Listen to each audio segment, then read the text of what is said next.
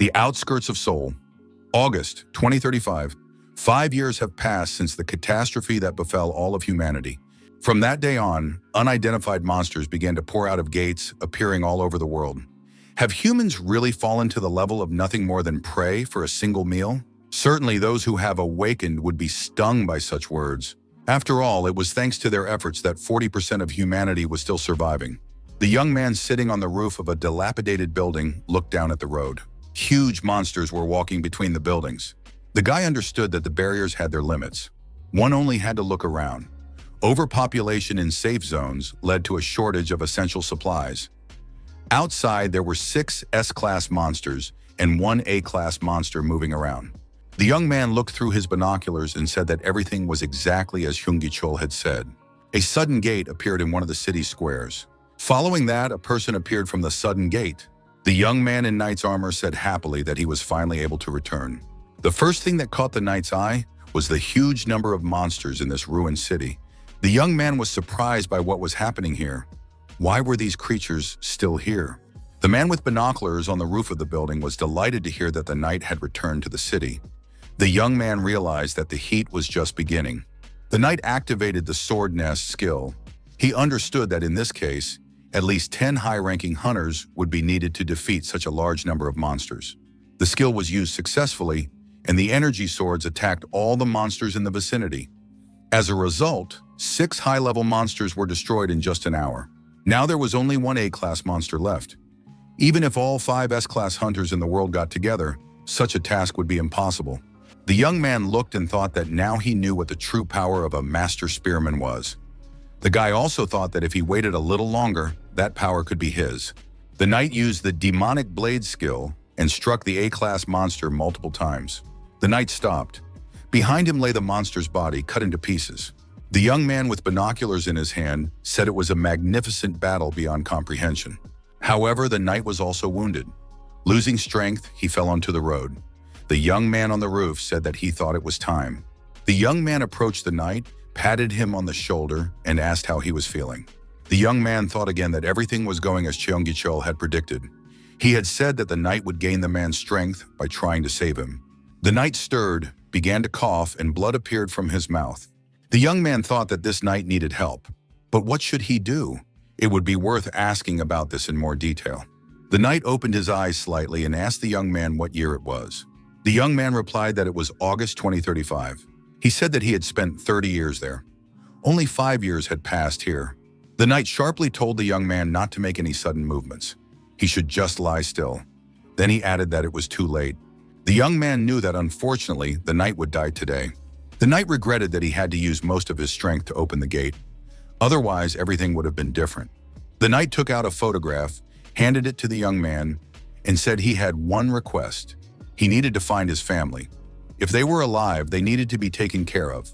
The young man took the photograph and said that he was not in a position to take care of anyone. The knight said that he was not asking for free. He would give the young man his power. The young man looked surprised but was very happy about it. The knight said that in order to transfer his strength, he needed to know the young man's name. The young man replied that his name was Park Kang-ho and asked the knight's name. In this world ravaged by apocalyptic disasters, there had always been 2 common themes in the young man's life. The young man in armor smiled and said that he had finally met Cho Jung-hyuk. It was June 2058, and this was Jung-hyuk's hideout. The knight said that now Chung-hyuk would not be able to escape him. Cho Jung-hyuk was weakened, and his body was covered in bleeding wounds. Cho Jung-hyuk said that he felt he couldn't escape this time. He asked who had told him that he was here. The knight said he had received information about the 16th ranked villain, Cha-jin. He had to make a deal with him. The knight added that the villain had leaked his information for $1 million and received a promise that he would not be pursued for a year. Cho Jung-hyuk said that Cha-jin turned out to be a real scoundrel. The knight said that he had received answers to his questions, and now it was time for Che Jun-hyuk to die for good. Cho Jung-hyuk thought about the death of his parents, the false accusations, the disaster, and then the death of his younger brother and sister. As soon as the unfamiliar words began to make sense, he found a way to reverse his life. Cho Jung-hyuk asked his opponent before they began if he knew what it was. An unusual stone lay in the guy's palm. Choi Jun-hyuk said it was an artifact that was rumored to exist. The rollback stone. The knight was frightened when he realized what was in Choi Jong-hyuk's palm and shouted for it to be destroyed immediately. However, it was too late. The rollback stone began to glow brightly. Cho Jong-hyuk said that they would meet in the past. Let it at least be a time when his younger brother and sister were still alive. After spending 23 years returning, the young man entered the world of the past. His name was Choi Chun-hyuk. It was the same world on the verge of collapse due to the gates and monster attacks, but life went on. This time, everything would be different. The young man extended his hand to the knight after giving his name.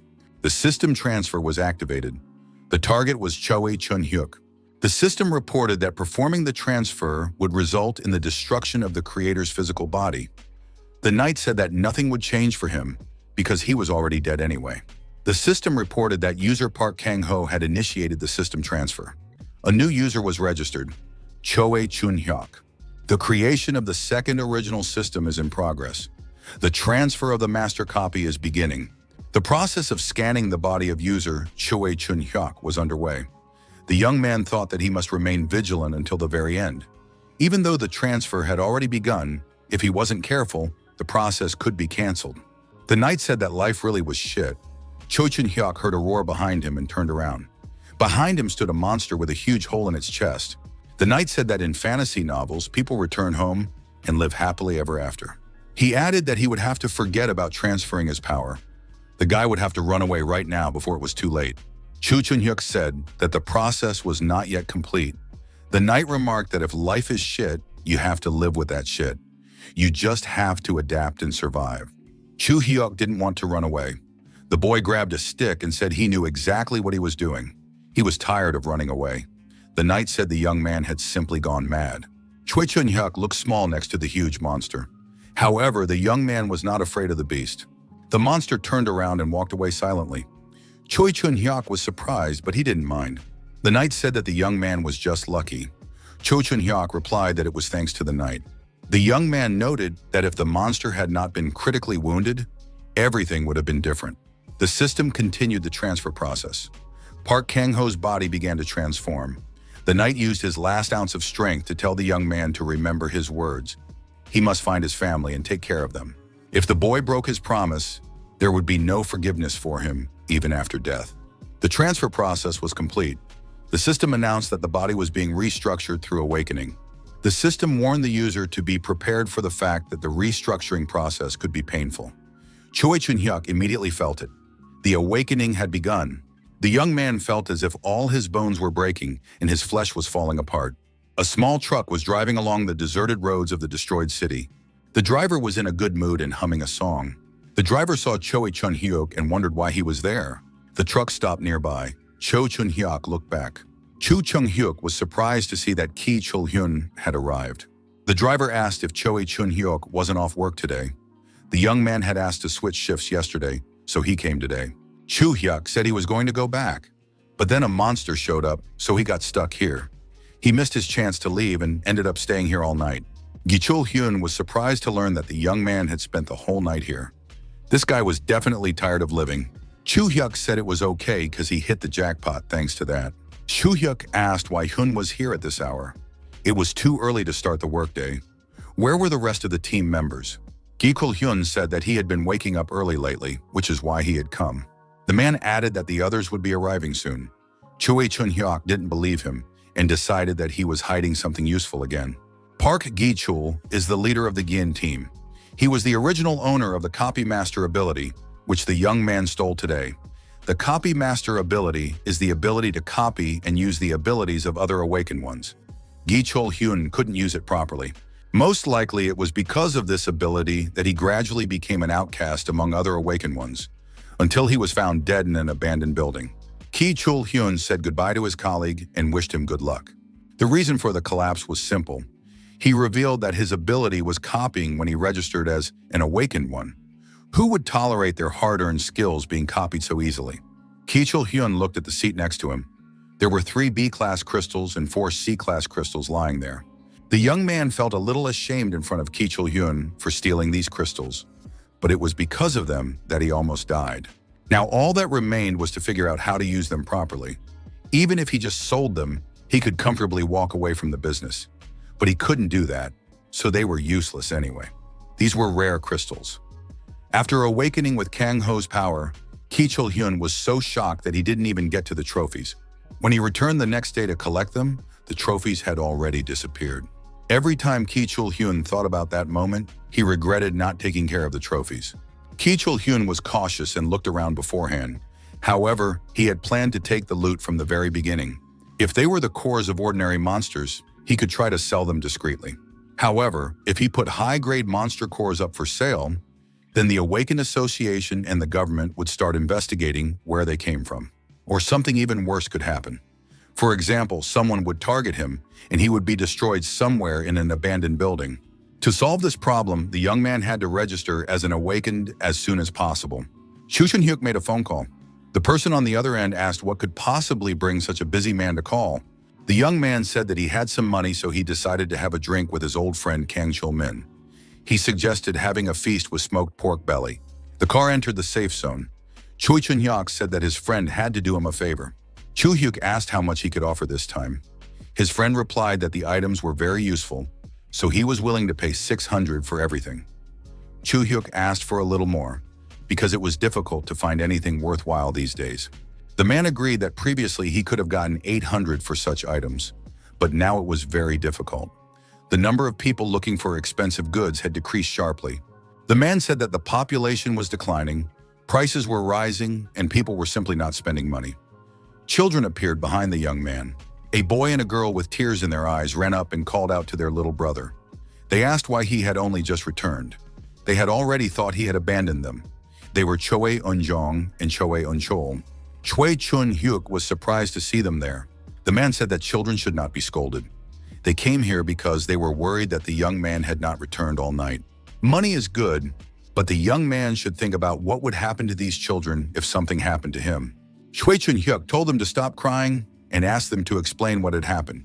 Chu Chun-hyuk suggested that the brother and sister go home and promised to fry some meat for their lunch. The children stopped crying and were delighted because they loved meat. The sister said that their grandmother upstairs had asked them to stop by when their brother returned. The grandmother reminded them that the rent was overdue. The grandmother, the children, and the young people met together for lunch. Grandmother asked why the young man had brought all this. Choi Chun-hyuk said that he had stopped by the butcher's shop, bought some meat, and thought of the landlady. The woman said that he should have thought of the children instead. The young man handed her the envelope with the money and apologized for the delay. It was the overdue rent. The grandmother said he didn't need to rush. The woman said she was going to talk about it anyway. She knows that the young man has been having a hard time lately, so she decided to take only half the amount now. Chu Chun-hyuk thanked her and added that there was no need for that. The young man said that in difficult times, everyone should help each other. So there was no need to be shy, he should just agree. The grandmother gave the young man a slap on the back of the head and told him not to boss her around. The young man was offended. He asked why the grandmother needed a spoon, to scoop rice or to crack skulls. He added that after the grandmother's death, the house would belong to him anyway.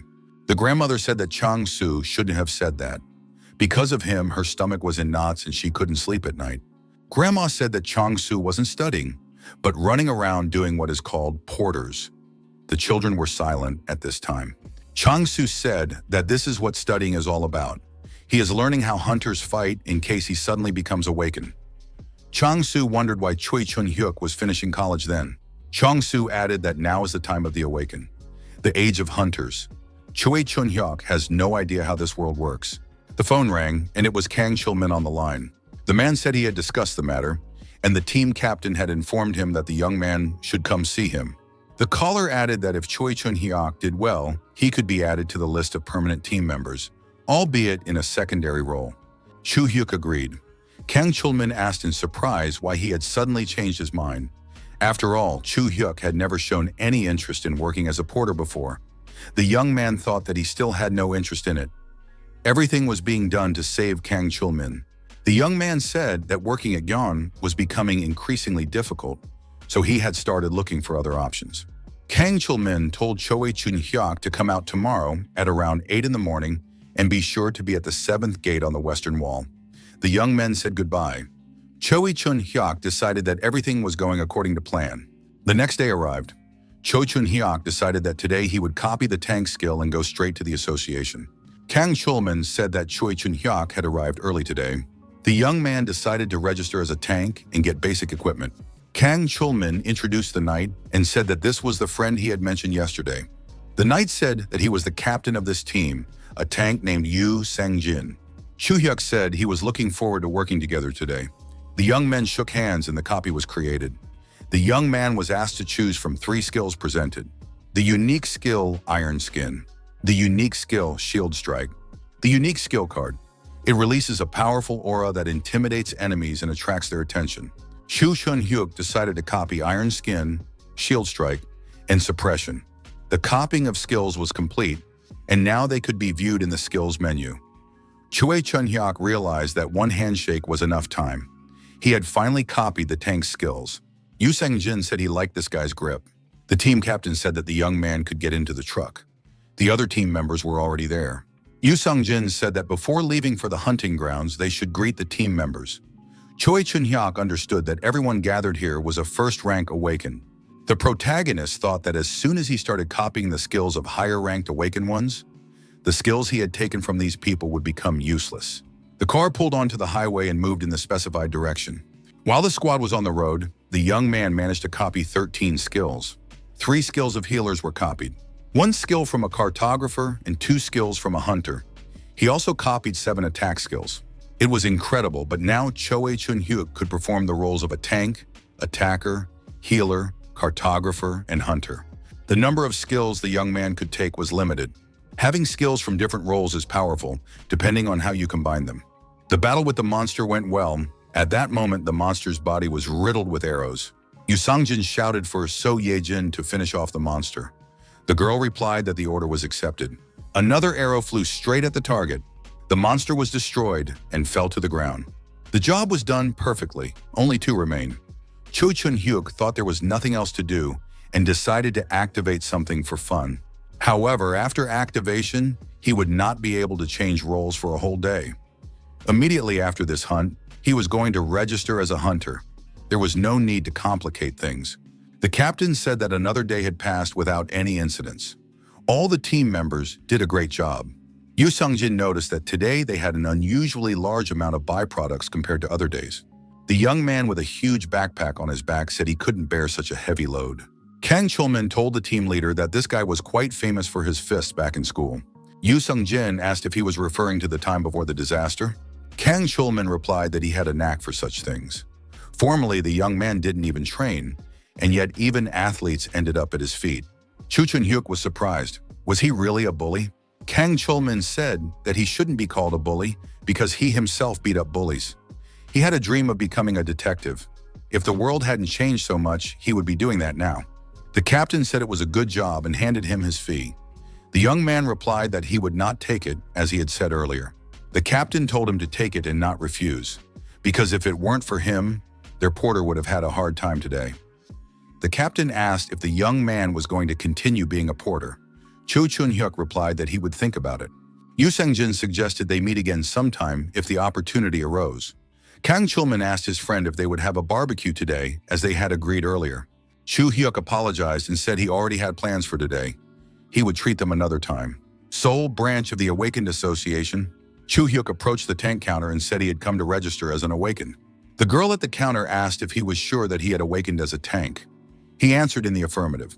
Choo Chung-hyuk stated that he had awakened as a tank only today. The girl looked at the young man with curiosity. Choo Chun-hyuk asked if something was wrong.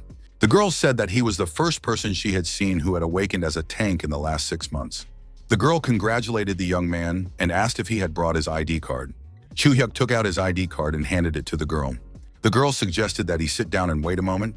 Choo Chun-hyuk sat down and thought that when he first opened his eyes after returning, he thought it was a dream. When he was in prison, his brother and sister came to visit him, and then he cried for a long time when he found out that they had died in a car accident. Their death was decisive in his desire to become a villain. However, when he returned and saw them alive, he felt a wave of joy. At first, he thought it was a dream. Choo Chun-hyuk decided that he would never lose his loved ones again and would protect them at all costs. According to reports, endurance ranges from a minimum of 6,000 to a maximum of 15,000. Strength is randomly assigned between 2 and 5,000. His stats were the maximum for a first awakening. Chu Hyuk wondered what the awakening of the core was. Gi Chul-hyun had not mentioned anything about it. Chu Hyuk thought that if it was forming, he would need to find out when it would be complete. The female administrator returned his ID and said that the identity check was complete. She advised him to follow the young man for testing. The young man said his name was Lim Ji-hoon. The protagonist greeted him and gave his name. The young people moved on. Lim Ji-hoon said that they had prepared everything in advance so they could start the test right away. The target was not awakened, so it was impossible to copy her. Chu Chun-hyuk believed that this man was also awakened since he worked for the association. However, it turned out that there were also unawakened staff members here. Lim Ji-hoon said that the test consisted of 3 stages. At the same time, the hero was lying on a couch with his torso exposed. Various sensors were connected to the young man's body. Lim Ji-hoon said that the first stage measured strength and endurance. The preparation was complete and the measurements began. Lim Ji-hoon said that it would take about 10 minutes so he could just relax. The second stage involved the use of an active unique skill, a shield strike. To do this, the test subject received a shield and approached a monster mannequin. Lim Ji-hoon warned that the level of aggression would be measured. The skill had to be used on the monster mannequin opposite. It didn't matter which part of the dummy was hit, so there was no need to hold back. The shield strike was activated. The next moment, the monster mannequin was punched in the ear. The final third stage of the assessment began. However, Lim Ji-hoon said that due to problems with selecting assessors, the third stage would take place in 2 days. The tests were completed for today. Now you can go to the counter, and the young man will be provided with basic equipment. Chu Chun-hyuk couldn't believe that the day had come when he would receive the long-awaited standard equipment of the association. Lim Ji-hoon noted that he was concerned about the decrease in the number of awakened tanks and healers. Compared to 5 years ago, during the Great Catastrophe, their numbers had fallen sharply. Even though the forcibly awakened, created with the help of awakening stones, were replenishing the ranks, most of them focused on the roles of attackers or support. Not to mention that awakening stones are not so easy to obtain, especially awakening stones for tanks and healers. They are incredibly rare. However, even with an awakening stone, there is no 100% guarantee that a person will awaken. Choi Chun-hyuk knew this well, as he was lucky enough to obtain this stone and awaken while he was being hunted as a criminal. After becoming a villain, the young man could no longer register as awakened. Lim Ji-hoon said he was very happy because he hadn't seen a tank in a long time. Lim Ji-hoon reminded him that the third stage of the evaluation was scheduled in 2 days. Choi Chun-hyuk must not forget and must come at the appointed time. Chu Chun-hyuk shook hands again and said he was looking forward to working together. Chu Chun-hyuk left the room with a suitcase in his hand, which contained the association's standard equipment. The young man had a sword on his back. The protagonist called Kang Chul-min and told him that on his way home, he suddenly woke up like a tank. This came as a complete surprise to the other person. Chu Hyuk said he was serious and that this was no joke. The young man entered a strange establishment, but thought he had come to the right place. Chu Hyuk approached the counter where the employees were standing, continuing his phone conversation. Kang Chul-min said that it was simply unbelievable.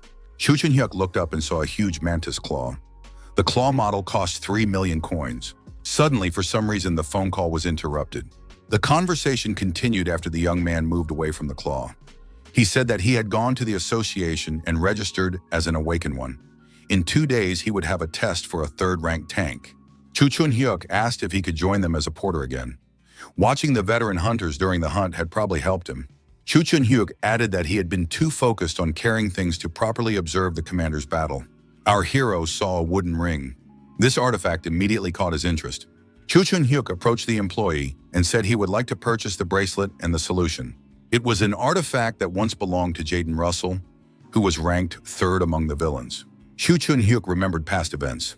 Before traveling back in time, when he was ranked 8th among villains, he had once had a drink with Jaden. At that time, he heard the story of how Jaden acquired the bracelet and what its main functions were. Simply equipping it could increase the effectiveness of skills by 1/3. Chu Chun-hyuk wondered why the employee was looking at him like that. Was something wrong? The employee asked if the young man had registered as awakened today. Chu Hyuk replied in the affirmative, whereupon the employee immediately swung his fist to strike him. The man said he knew it because his ability was teleportation. Chu Chun-hyuk said that now he understood everything. However, our hero still did not fully understand what it was. A punch? For a second, he thought that the employees were attacking him. Nevertheless, our hero decided that a copy of this would suit him too. The ability to teleport is good. Another employee also held out his fist and said his name was Hwang Mun-soo. He was awakened with the ability to manipulate space. Chu Chun-hyuk extended his fist forward and said that he was also pleased to meet him. The young man thought that spatial manipulation was just what he needed. The employee said he had overheard a recent conversation. If a visitor passes the tank test, does that mean he is one? The employee added that tanks were actually the nobility among the awakened. It was truly something to be envied. Chu-hyuk said with surprise that he did not expect to meet awakened ones here. Was this a side job for the employees? The young people replied that this was their main job. Choi Chun-hyuk thought this was surprising. The man said that with so many awakened people with support-type skills, it had become difficult to find work. Besides, his ability was not very useful in battle. To earn a living, he became the owner of a shop selling antiques and accessories for awakened people. Chu-hyuk thought that it must be difficult for these two in the job market. Our hero was offered the solution he had ordered. The bracelet and the solution together cost 350,000 coins. A small discount could be applied. Chu Chun-hyuk expressed his gratitude for the opportunity. The young man considered that he had now gathered all the materials necessary for printing. The bracelet, the solution, the D-class crystals he had at home, and his blood as a binding agent for all of this. After the appropriate procedures, the Twilight bracelet was ready. The system reported that the artifact created by the owner of the original system had been printed. The Twilight bracelet was registered as an installed artifact in the system. Now you could see the options for the registered artifact. The Twilight bracelet was linked to the user of the second original system, Choi Chun-hyuk. Since it had been printed by the user of the original system, the item was completely unlocked. Chu Chun-hyuk was surprised. What was this? An artifact created by the owner of the original system? Suddenly, his cell phone rang. It was Kang Chul-min on the line. The caller said that he had spoken with the team commander. Kang Chul-min added that no matter how much he explained, Yu Sang-jin replied that it all made no sense. He said he would only believe it if he saw it with his own eyes. Choi Chun-hyuk was delighted because he thought he would be refused. Kang Chul-min said they would meet tomorrow morning at the 7th gate. The protagonist activated spatial manipulation. Chu-hyuk stuck his hand into the subspace, searching for the necessary item. The young man told his interlocutor that he understood everything and took the suitcase out of subspace. The next day arrived and the whole team was already assembled. Choi Chun-hyuk greeted them. The squad was extremely surprised when they saw Choi Chun-hyuk in all his glory, in new uniform and with a shield in his hand. Yu Sung-jin said that now he believed that the young man had truly awakened as a tank. The captain added that Chulman had outlined the situation to him in general terms, but he still refused to believe it. Could all this have happened in one day? The protagonist smiled and said that he suddenly awakened yesterday on his way home. Yu Sung-jin said that he had heard that the number of natural awakenings had fallen sharply recently. What happened to the young man was truly impressive. Chu Chun-hyuk noted that he had a 3rd-rank tank test tomorrow, so he came to see how the captain commanded and attacked. It might help him on the test, so he bothered the team again. Yu Sung-ji expressed doubts that the young man would be able to learn anything. However, he said he would give just one piece of advice as someone who had started doing this earlier. Yu Sung-ji said that he carried this shield not because he had awakened as a tank, but because it was his conscious choice. When facing monsters, there are inevitably moments when a person is tired and exhausted. At such times, one thing must be remembered. It is not skills or stats that can bring you back into action, but confident determination. In a deserted square, the squad discovered a monster sleeping peacefully. The team captain peeked around the corner and asked if they had managed to identify the type of prey and its location. The answer was that one drone had been confirmed. Yu Sung-ji said that in that case they would begin. The captain ordered Yang De-jin to check the monster's position again. The young man replied that he understood. The holographic map was activated and the monster's type was confirmed. It was a drone. Their attack power is low, their movements are slow, but their defense is high like that of E-class monsters. One of the team members expressed doubt. Would they have enough strength left? His colleague said that he already felt exhausted, even though they hadn't even started yet. How long would it take to break through these shields? The young man noted that at such a distance, if something happened to the other team, even the drones wouldn't be able to reach them. Yu Sung-ji acknowledged that this was a possibility. However, the prey was slow, and Hyun Sung-nam's group was one of the most experienced teams of veterans on the field. As long as they did what they always did, there should be no problems. Healer said that since the drone's attack power was low, she, as a doctor, would have an easy day, although perhaps the attackers would have a hard time. The captain asked Ji Chul if all the traps were set. The answer was yes. The captain said that was good and ordered Chul Min and Dong Hyuk to follow him. Hee Sun and Jun Hyuk remained in place. Each member of the team understood their task, and part of the squad moved towards the monster. The protagonist felt that something was wrong here. Although the young man did not know all the details, the reason for the destruction of Chul Min's team before returning in time was the invasion of another monster. However, if the invading monster was a drone, Hun and his team would have been able to handle it. So how were they all destroyed? Something was definitely wrong here. The team captain asked if So Yunjin was ready. The girl gave an affirmative answer. The command to open fire was given, and the arrow flew toward its target. The arrow hit the drone, and the girl said she was moving on to the next point. Yu Seong-ji noted that everything was going as expected. The monster opened its eyes, got up, and moved toward the attackers. The captain shouted that the drone was attacking. The long-range fighters had to get ready.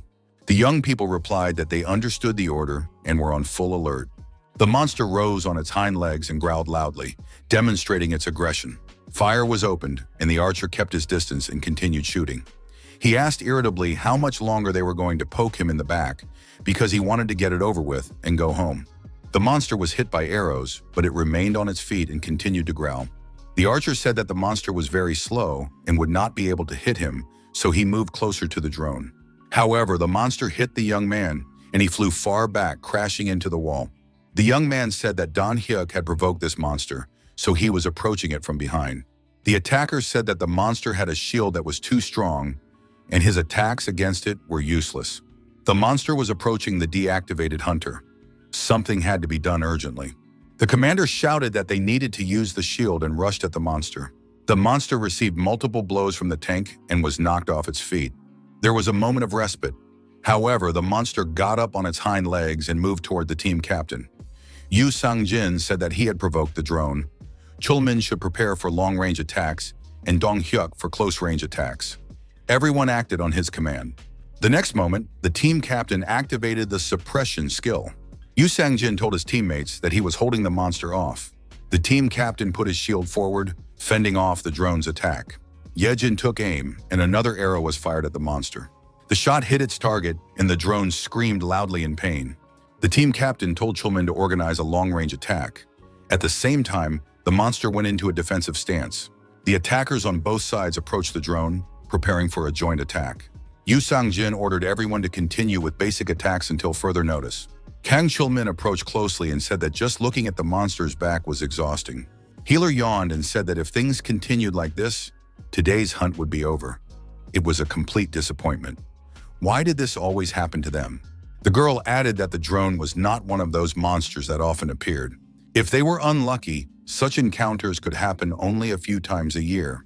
Chu Chun-hyuk asked how many times they had destroyed such monsters. Healer replied that their group had encountered them 3 times in the last 5 months. The healer suggested that, judging by his questions, the young man was eager to learn new things. The girl handed the young man a device and said it might help him. Choi Chun-hyuk was surprised. Was it really the M7? Healer said that the official name of this measuring device was Jeremy M7. It was equipment for hunters. The girl added that the young man was here to watch them hunt. But just watching is not enough. Using this device to analyze stats could really help before the 3rd test. This drone's health pool was very large compared to other monsters, and its shield was completely discouraging. Chu Chun-hyuk agreed that it would take forever to break all of this. The archer said they had a new problem. Captain Yu Sang-jin asked what he meant. The young man replied that the life signals of 4 team members on the other side had disappeared from the map. Could Sung-nam's group have been destroyed? He was surprised. Had their signals really disappeared? Suddenly, mantises appeared from a crack in the wall of the building. This was unexpected, and the team captain asked how long it would take for them to arrive. The shooter said that the mantises could appear in less than 2 minutes. Yu Sang-jin shouted for Choi Chun-hyuk and Haisu to leave immediately and wait somewhere safe. The protagonist realized where his feeling of unease came from. It turned out to be related to the mantises. The commander ordered Ye Jin to hold her position. Ji-cheol was to prepare binding traps. Chu-hyuk took Ye-jin by the hand and said they had to leave. The protagonist was surprised. Where was the commander going to retreat to? At such a distance, retreat was practically impossible. If the monster caught them, it would tear them to pieces. Yu Sang-jin repeated the order for his team members to retreat immediately. Choi Chun-hyuk said that retreat was not an option. The mantises were too fast. Besides, they still needed about half an hour to deal with the drone. Chu Chun-hyuk asked the commander what they would do if the mantis appeared right now. Tank added that the mantis would practically destroy them. The young man prepared for battle. There was almost no time left to make a decision. The mantis appeared within reach. Chu Chung-hyuk said that now all they could do was hold out as long as possible. The captain was surprised. Had Choi Chun-hyuk really gone mad? Did the young man really think that all awakened tanks were the same? Choi Chun-hyuk was just a rookie who hadn't even received his registration card as an awakened yet. Yu Sang-jin added that if a rookie who hadn't even gone through a virtual battle recklessly attacked a mantis, he wouldn't make it out alive. Chu Chun-hyuk said that he would still go to the battlefield as soon as he received his card. So what's the problem? The protagonist blocked the mantis attack and said that tanks had to take the hit anyway. The young man took advantage of the situation and struck the monster with his shield. The blow caused the mantis's eyes to pop out onto its forehead. Chu Chun-hyuk believed that it was necessary to learn as much as possible in advance to avoid mistakes in real battles. Kang Chul-min said that this was a real battle. The protagonist asked if there wasn't something else to worry about besides him right now. At that moment, the drone rose on its hind legs and became a threat again. Chu-hyuk pointed out that if Hyun Sung-jin couldn't keep the drone in this narrow passage, they would all be destroyed. The drone attacked the team captain. Yu Sang-jin managed to block the attack at the last moment. The captain said that Choi Chun-hyuk was right. It was necessary to immediately revise the battle tactics. Dong-hyuk had to buy some time, as he was a long-range attacker. The drone struck again. This time, the captain was deactivated and flew far back. Yu Sang-jin shouted for Kang Ji-chul to immediately use the binding trap. At that moment, the trap element flew to the drone's feet. The trap opened, and the monster's paws were caught in chains. The hunter said that the binding would last 5 minutes.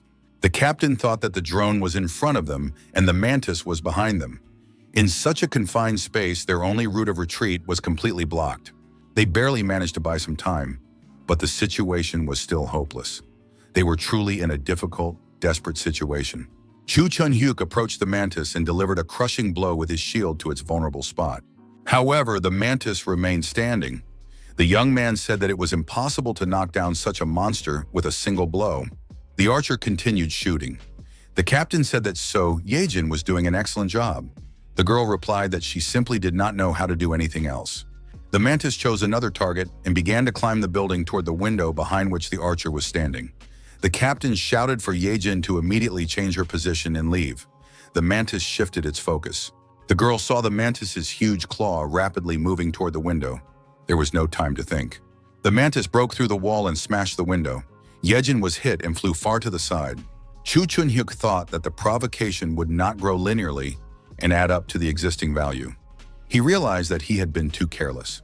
The young man assumed that simply using the shield twice would be enough to keep the mantis focused on him. Chu Chun-hyuk thought that if he couldn't pull the monster away, it would rush straight at the archer. The suppression skill was activated. The protagonist used the Twilight Bracelet. The risk was high, but he had to try. The mantis stuck its head into the building and saw Ye-jin. The girl was injured. Our hero could only hope that the bracelet's stats would work. Mantis continued to approach the girl. Mantis continued to climb the building. Something had to be done urgently. Chu Chun-hyuk shouted again for Ye-jin to hurry up and leave immediately. The protagonist mentally influenced the mantis. The monster changed its target and began to descend to attack the young man. The guy thought that this time the provocation had worked. The team captain was surprised at how Choi Chun-hyuk was able to shift the mantis's focus to himself. Chu Chung-hyuk rushed at the monster, thinking it was too risky to continue the provocation with only basic attacks. The young man tried to avoid using his copied skills. However, now he had no choice. The skilled destructive body was activated. Chu Chun-hyuk gave the command to equip the attacker's passive skill. At the same time, he jumped back, dodging the mantis's attack.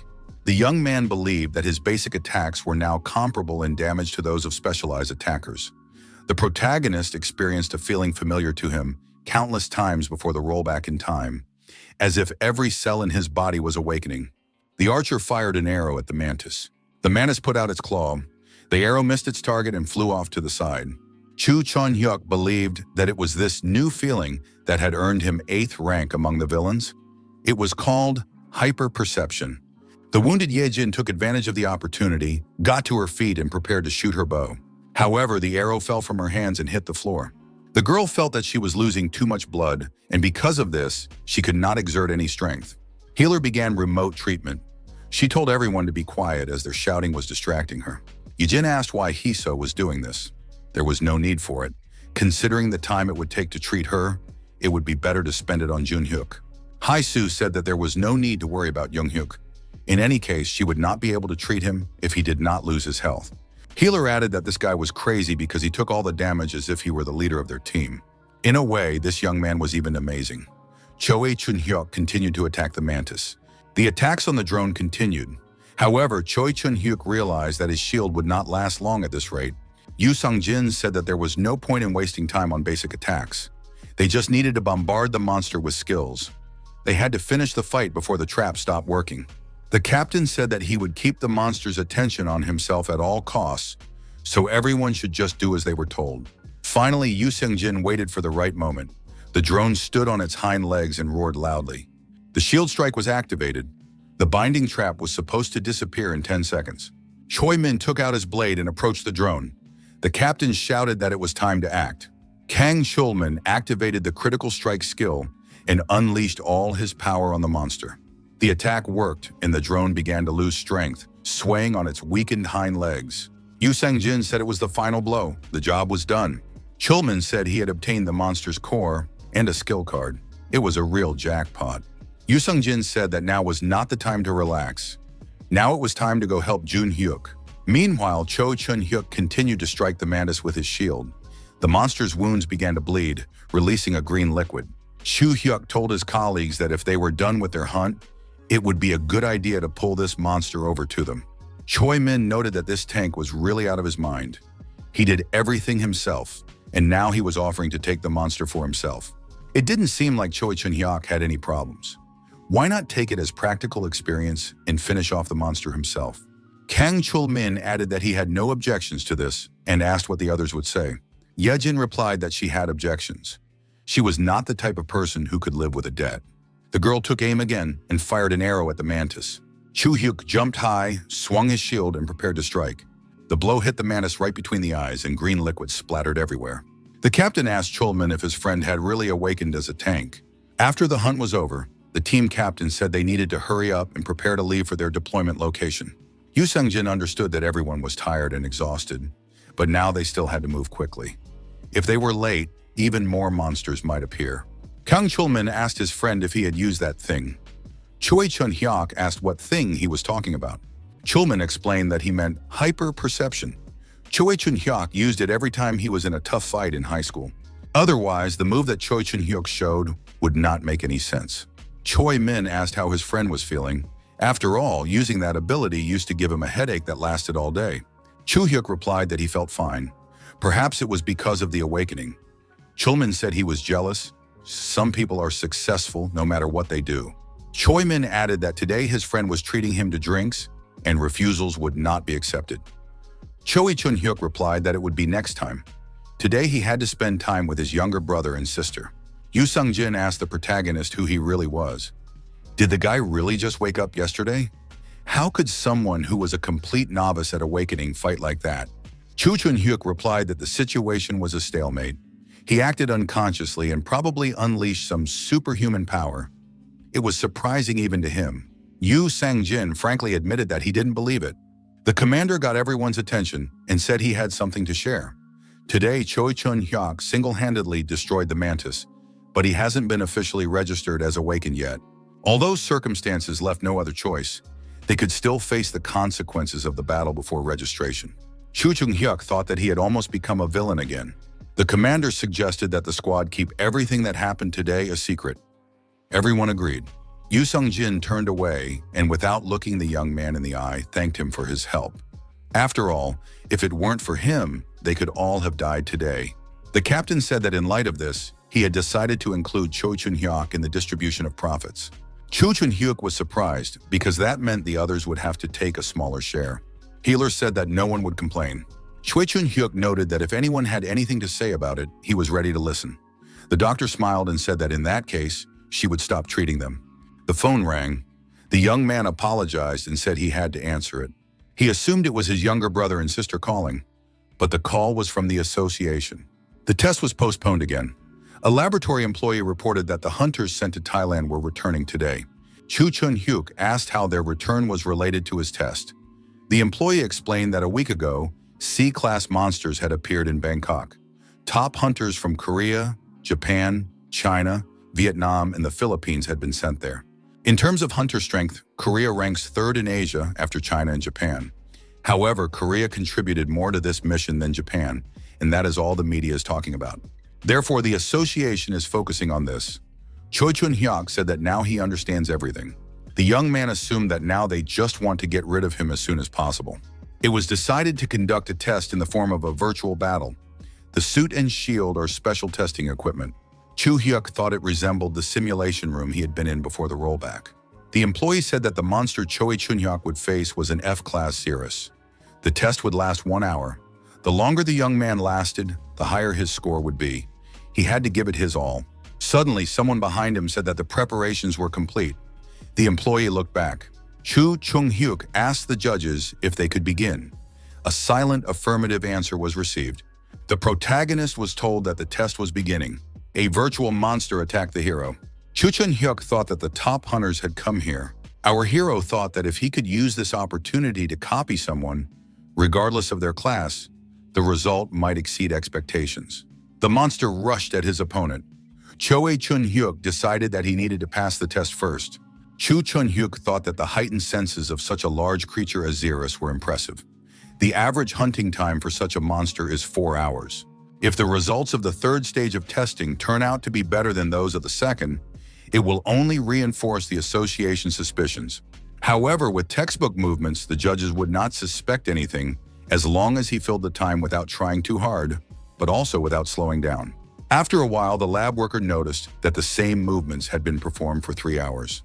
The guy thought that Choi Chun-hyuk was incredibly confident. He would be lucky if he just didn't fail the test. Was it worth continuing to watch? The judges were extremely surprised by what they saw now. Could they really be witnessing the birth of a super rookie after all this time? When the monster opens up, the young man immediately attacks, and when the time comes, he instantly retreats. The most surprising thing is that this guy deflects attacks with minimal movements throughout the entire 3 hours. One of the judges apologized and said she urgently needed to go to the ladies' room to fix her makeup. However, she would be back soon. The jury chairman noted that he seemed to have overeaten at breakfast and also needed to leave briefly for the appropriate room.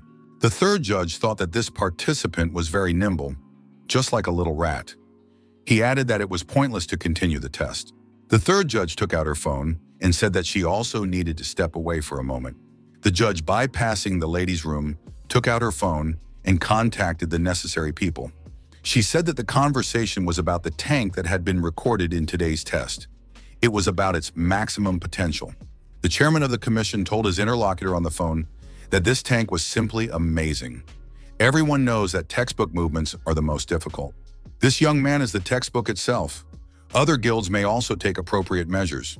If they don't do anything first, we need to do everything possible to prevent the others from taking any action. Our hero's actions during the third test greatly surprised all 3 judges.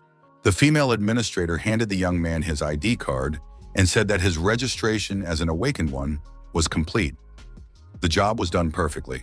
Getting a C-class on your first awakening is really impressive. Choi Chun-hyuk was surprised. Why C-class? Was something wrong? The girl explained that getting a C-class on the first awakening was very rare. Choo-hyuk wondered why he had received a C-class again. After all, he hadn't done anything special, just tried to fight while conserving as much energy as possible. Choo-hyuk sighed and said that in any case, the registration was over. Now all that remained was to do legitimate business and live a happy life with his brother and sister. Choo-hyuk left the building and saw a large number of people who wanted to get closer to the members of the hunter team. The police blocked the way for these people. Several hunters who had been on a mission in Thailand did indeed come out of the building. They waved their hands in greeting to the people. Among these hunters was the sorceress Kang Ji-eun. who ranked second in the national attackers ranking. Also present was Kim Yoon-ho, who ranked first in the national attacker rankings. Lee Dae-soo ranked first in the national tank rankings. Cho Chun-hyuk was surprised. Why did Lee Dae-soo look so unhappy? The protagonist knew that this guy was famous for his bad temper. The young man wondered, would he get into trouble if he talked to Lee Dae-soo? Cho Chun-hyuk decided to give it a try anyway and approached the celebrities. The young man bowed and greeted the young people, saying that he was their avid fan. This meeting was a great honor for him. Kang Ji-young fixed her hair and said she was pleased to meet him. The young man wondered if she wanted him to ask for an autograph. Cho-hyuk replied that it wasn't about that. He was actually a fan of Lee Dae-soo. Tank number 1 was surprised and gave the young man a menacing look. Cho-hyuk broke out in a sweat and thought he had really done something wrong. Lee Dae-soo looked at our hero. The young man was surprised. What kind of look was that? Anyone would have taken Lee Dae-soo for a villain. Was he really going to hit him? Lee Dae-soo asked menacingly what the guy had just said and if he could repeat it. Cho Chun-hyuk repeated fearfully that he was his fan. Lee Dae-soo smiled and asked his companions if they had heard that. Kim Yoon-ho smiled too. Kang Ji-young said that it would have worked out if only the monkey hadn't appeared. Lee Dae-soo noted that he did have fans after all. Half an hour earlier, a similar conversation took place in the limousine. Kang Ji-young recalled that after someone approached the tank claiming to be his fan, he threw him out because the fan was annoying. The girl added that she had not seen anyone else who called themselves a fan of Lee Dae-soo. Kang Ji-yoon added that she would not see any more fans of the tank. Besides, she did not like men who lied. Lee Dae-soo asked in surprise if she really didn't know who he was. After all, he was the #1 tank in the whole country. Did she really think he didn't have a single fan? The girl said that if even one person came forward as a fan of Lee Dae-soo before they reached the association, she would agree to have dinner with him, as Lee Dae-soo wanted. Kang Ji-yoon added that if that didn't happen, the tank would have to help her. The girl explained that they were planning to hunt a C-class monster in Genesis. Their guild had strong attackers, but they lacked tanks. If Lee Dae-soo loses the bet, he will have to be the main tank in the guild for a while. He will have to do it for free. Lee Dae-soo asked our hero several times if he was really his fan. Cho Chun-hyuk was frightened and even thought about running away. However, Lee Dae-soo held out his hand and said that he would like to give his fan an autograph, but he didn't have a pen, so they could just shake hands. Cho-hyuk didn't understand what was going on, but he gladly shook his hand. The copy was created. Lee Dae-soo asked the young man his name. Cho Chun-hyuk introduced himself. Lee Dae-soo handed our hero his business card and told him to contact him if he needed help. Cho Chun-hyuk, of course, thanked him. Kim Young-ho also shook hands with the frightened young man. Another copy had been created. Cho Chun-hyuk said he would never have believed he would see a national treasure in such a place. Lee Dae-soo was surprised. Was Yoon-ho really calling his fan a national treasure? The hunter replied that it couldn't be called a lie. Kim Yoon-ho noted that the conversation had gone on too long and that the president of the association was probably waiting for them.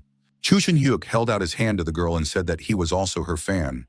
The guy asked to just shake her hand because it would be a great honor for him. The girl turned around and walked away silently. Cho Chun-hyuk was upset because she had previously said she could give him an autograph. Cho Chun-hyuk thought that with the skills he had just copied, it wasn't even a jackpot. It was a super mega jackpot. At the same time, somewhere in New York, work was in full swing at the American Association of the Awakened. A man asked his colleague what he was looking at. On the monitor screen was Cho Chun-hyuk's tank test. Was this even possible? After 3 hours, he had only used up 3% of his life force. The man asked what country this guy was from.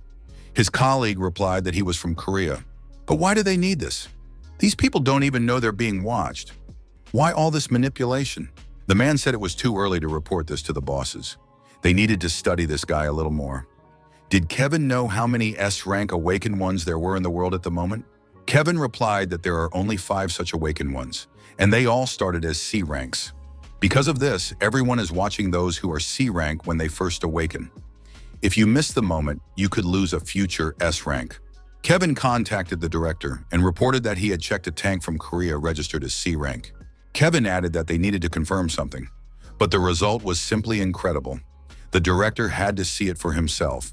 Cho Chun-hyuk thought that the passives increased to level 3, significantly increased defense and reduced damage taken, as expected. The added stats increased evasion, health, and reduced elemental damage. Moreover, skills such as shield stun and stun overlay deal quite decent damage. Lee Di-soo continued to play the role of a tank, attacking the monster. Shield Stun can be a good trump card in critical moments. It is a versatile skill that strikes the opponent with a shield to stun them. When the skill is activated, it causes a 5-second stun. Lee Di-soo shouted that it was time for Kim Young-ho to take action. The knight heard the command and sprang into action. His unique skills do not have any stats that increase attack power, but thanks to his universal skill, everything happens differently. The flash skill is a real jackpot in this case. After teleportation, the first attack deals 100% critical damage. The attack was successful, and the monster received an injury incompatible with its continued existence. The unique skill accelerated movement to confuse the enemy. Teleportation is possible to any desired location within a radius of 100 meters. The first attack after activating the skill guarantees critical damage. Choi Chun-hyuk, analyzing the skills he had acquired, believed that this was truly a super mega jackpot. He thought that if he combined the skills copied from Lee Di-soo and Kim Young-ho with the power booster and weapon enhancement, he might be able to fight even mid-level monsters in the beginner zone.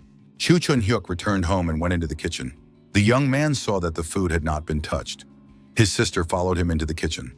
Choi Chun-hyuk asked why the children hadn't eaten, since he had bought dinner. Yoon-jong asked why her brother had come home so late. Choi Chun-hyuk replied that he had been busy. Yoon-jong said she hadn't eaten anything because she wanted to have dinner with her older brother. Choo-hyuk reminded her that he had warned them not to wait for him. His sister said she remembered, but decided to eat a little anyway. Yoon-jong burst into tears and confessed that she had dreamed that her brother might die and that he had not answered her calls. The girl said she couldn't get in touch with her brother and was very scared. Choo-hyuk reassured his sister, saying that he was not going to die. Her younger brother Chol entered the kitchen and was also delighted to see his older brother. Chol said that he and his sister had been waiting for Choi Chun-hyuk.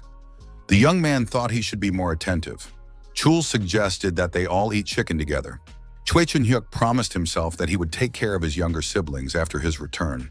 But before, he had been unable to do so because he was too busy. Choo-hyuk decided to pull himself together because that was why he had returned. After a hearty dinner, his younger brother and sister quickly fell asleep. Left alone, the young man decided to take some photos. After the photos were taken, he decided to register the product and wait for a buyer to appear. Chiron's Blessing and Mountain Split were too valuable to just sell. The young man was unable to acquire the skill because the user's class did not match the skill type, so it could not be acquired. Copying also failed. Choo Chun-hyuk thought he had no other options left. The creation of a personal core for the user of the original system was complete. Choo-hyuk grabbed his head. Unbearable pain appeared. The functional core system was generated. The young man did not understand what creating a core meant. He had never heard of such a thing from Gi Cheol-hun. He had to wait for the process to complete. Choo-hyuk looked at his hands, and his body was suddenly filled with strength. It was similar to the feeling he had when he first awakened. This still needed to be figured out. A small truck with a new one rushes through the deserted streets of the ruined city. The young man activated the information display. The system asked him to enter keywords. The key phrase was original system. It was divided into two parts, the master system and the copy master system. The master system serves as the basis for derivative systems, which are widespread across all dimensions. It exists as a single entity, which sets it apart from awakening-type systems. In contrast, the second system requires a user to function and belongs to the awakening-type system. The Master of Copies can copy all abilities obtained from the force of creation. It is also capable of combining copied skills and creating new ones. The system copies targets, including all life forms affected by derivative systems. No matter how many times the young man heard this, it was still difficult to understand. What does life forms mean? Does that mean he can copy not only awakened beings, but also monsters? Choo Chun-hyuk climbed onto the roof of the building and decided that he was finally in the right place. The young man realized that the information search function would be extremely useful in the future. He unlocked it just by generating the core. Choo Chun-hyuk looked at the status window and saw that tectonic changes were also recorded there. Characteristics that had not been there before had been added. A huge increase in stats was recorded. Next, information about the characteristics of the core appeared. If the recharge points meant what he thought they meant, then they determined the additional power that could be used after the main power was exhausted. Together with the bracelet, this could lead to incredible effectiveness. And all these characteristics were only first level. Shu Chun-hyuk thought that with leveling up, they would most likely increase. Plus, there was always the chance that new characteristics would appear. To test his assumptions, he walked to the edge of the roof and looked down. The young man saw a huge monster moving along the roadway. Shu Hyuk immediately activated the virtual map of the area. As expected, there was not a single living soul nearby. It was the perfect place for a test. He climbed down and approached the huge monster. The young man activated his weapon's enhancement. The monster noticed the man, crouched down and quickly ran towards him. Shu Chun-hyuk did not lose his composure and summoned a long magic bow. Now the young man began to understand why Park Kang-ho was so strong. Shu Chun-hyuk prepared to repel the attack and held the bow in front of him. The arrow fired from the bow hit the monster right in the eye. The monster waved its arms and screamed loudly in pain. Shu Chun-hyuk thought it was a quick fire that preceded a critical shot. Not only the core, but everything else had grown to its maximum. The archery continued, and the monster continued to be injured. Shu Chun-hyuk decided to change his battle tactics and approach the monster at close range. The protagonist switched to a longsword. Now he was ready for hand-to-hand combat. The young man thought that he had completely inherited Park Kang-ho's abilities. It should be assumed that Choi Chun-hyuk had become as strong as that guy. Our hero decided to use his fists to test all his skills. After a while, the huge monster lay on the ground, showing no signs of life. Choi Chun-hyuk looked at the timer. 1 hour and 20 minutes. The young man thought that this was too slow, considering that other monsters were roaming nearby. It was necessary to reduce the time to half an hour. The phone rang. It was the Association of the Awakened. Cho Chun-hyuk wondered why they were calling it such an hour. It was Kim Joo-hee from the reception desk. The girl said she called in case the young man was awake. Was it convenient for him to talk? Choi Chun-hyuk asked what had happened. Kim Joo-hee replied that they had received an unexpected message from the secretary's office. Choo-hyuk looked back and saw that the monster behind him had risen to its full height. The girl added that the president of the association wanted to meet with the young man in person. Kim Joo-hee asked if it would be convenient to hold the meeting today. Choo-hyuk said he would like to know the president's working hours to avoid any conflicts. The girl said that the president always starts work at 7 in the morning, and that was when the meeting was scheduled. Kim Joo-hee noted that it was already 6:20 a.m. The monster continued to approach the man. Choo-hyuk Choi said he would be there in half an hour and prepared to counterattack. He activated his stun skill, and the monster was disoriented. Choi Chun-hyuk moved quickly and climbed onto the monster's back. Leaning his hand against the monster's body, the system asked if he wanted to copy the skill of a low-class soldier of the Barger's race. Shu Chun-hyuk answered affirmatively and jumped off the monster onto the ground. The copying was complete. The young man put his hand into his subspace. A C-class core was found. The system asked if the player wanted to absorb the core to increase the level of his own core. The protagonist answered affirmatively. The process of absorbing the C-class core began, and structural changes began to occur. Cho Chun-hyuk thought about how much time he could save by raising his core level. The system reported that the core level had been raised. The monster was in close proximity. Using a spatial portal, Choi Chun-hyuk quickly changed his location. Choo-hyuk thought that at this rate, he would be able to significantly reduce the time until his second awakening. Choo-hyuk decided he had overdone it. His stomach was cramping. The young man felt very hungry. Our hero found himself in an elevator with the girl who was supposed to accompany him. The young man decided to check the details of the skill he had copied from Xerus. Information appeared that low-class members of the same race would recognize him as one of their own. Chu Chun-hyuk thought that this class of monsters would not attack him. Just great, he thought. I need to activate this skill every time I have to fight monsters alone. The girl opened the door and invited the young man into the boss's office. The president of the association was delighted to see the guest and said he was pleased to meet him. The head announced that he would address the young man informally. Choi Chun-hyuk didn't mind, did he? Choo-hyuk replied that it was fine and thought that the president was already addressing him that way. The president of the association said he was surprised to hear about the young man's early visit. Is he really such a diligent young man? He thought. Choi Chun-hyuk explained that he always wakes up early because he has to make breakfast for his brother and sister. The young man added that he had to take them to the department store so they could buy clothes. The president laughed and said that the young man was more interesting than he had expected. Young people today have a sense of humor that I don't always understand. The head noted that he wanted to get straight down to business. The association had a proposal for the awakened Choi Chun-hyuk. The president asked if the young man could reject offers from foreign guilds and stay in Korea. Choi Chun-hyuk was genuinely surprised and said he didn't understand what they were talking about. He hadn't received any offers from foreign guilds. The man explained that according to their sources, several major guilds in the US were interested in recruiting the young man. The president admitted that their test data had been hacked. There are suspicions that other guilds became interested in the young man after the test footage was leaked. Chu Chung-hyuk said that there was probably some misunderstanding. "Do they even know my class?" The president said that they were aware of this information. Choi Chun-hyuk was surprised. Are even the largest guilds in the US taking action? Is the C class really that impressive, he thought? However, he was only a person who had awakened once. The president asked if the young man knew the class of most people who had awakened a second time. They all had C class.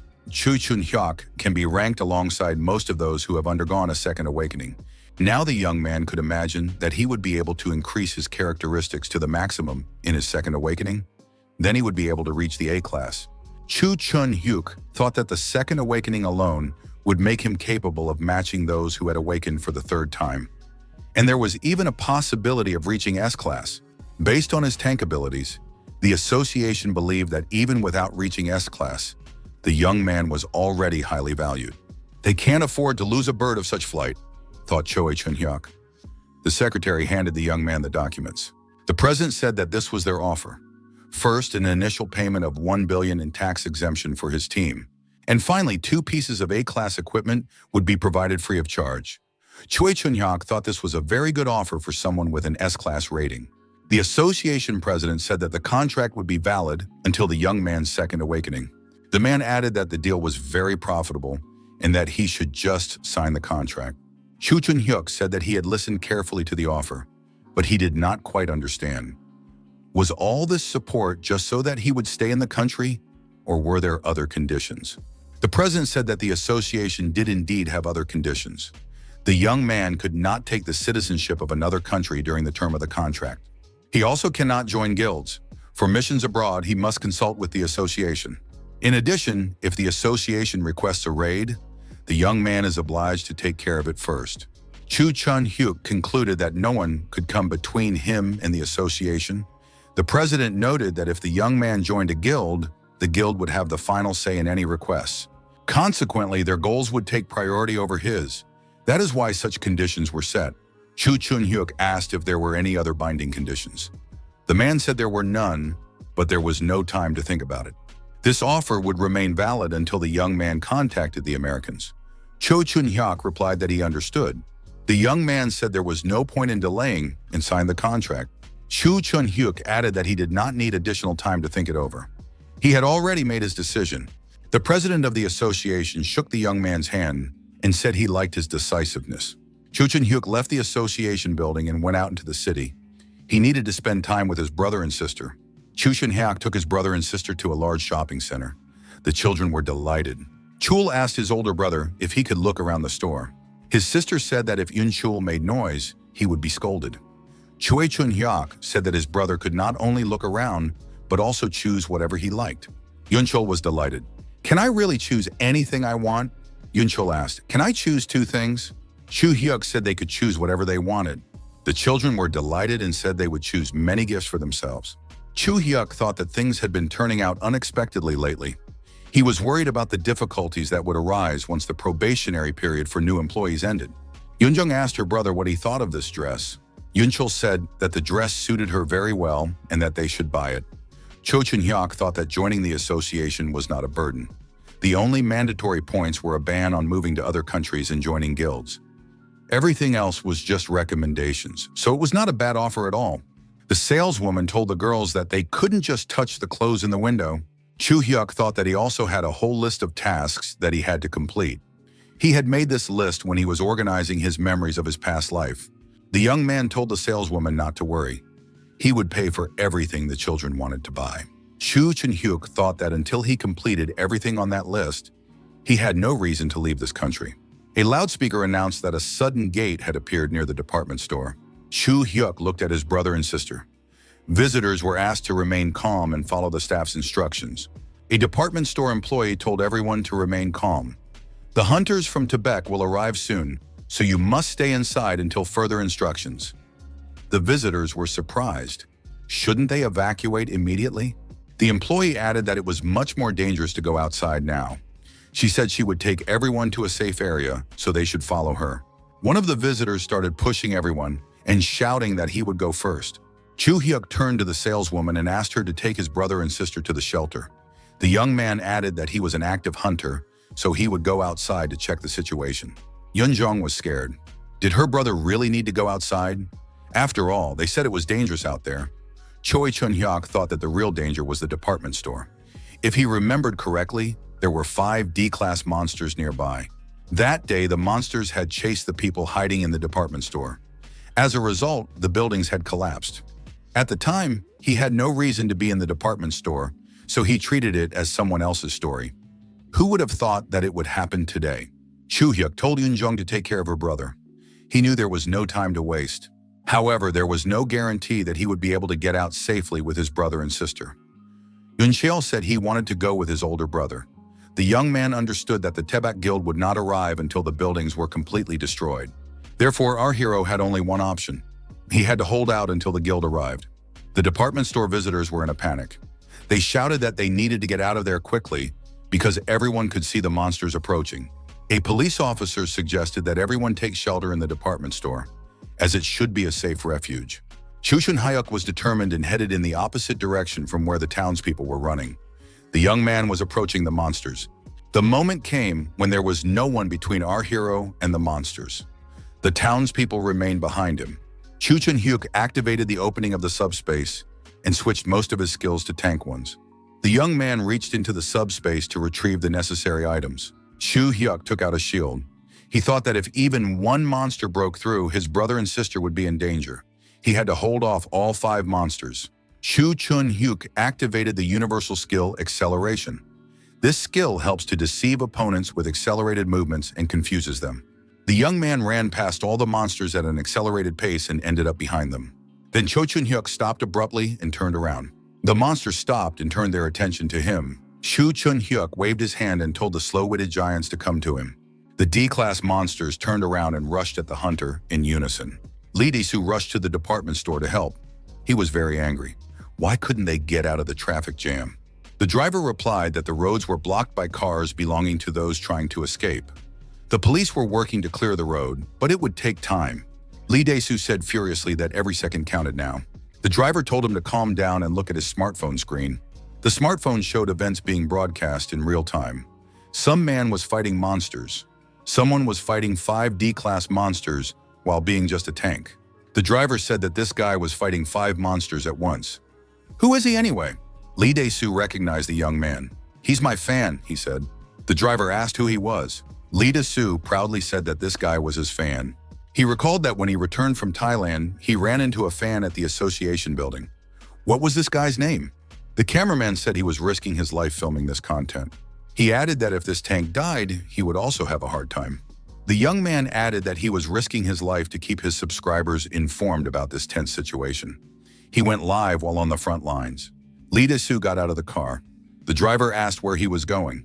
Lee Dae-soo said he had to save people. Other members of the team said they couldn't just sit around either.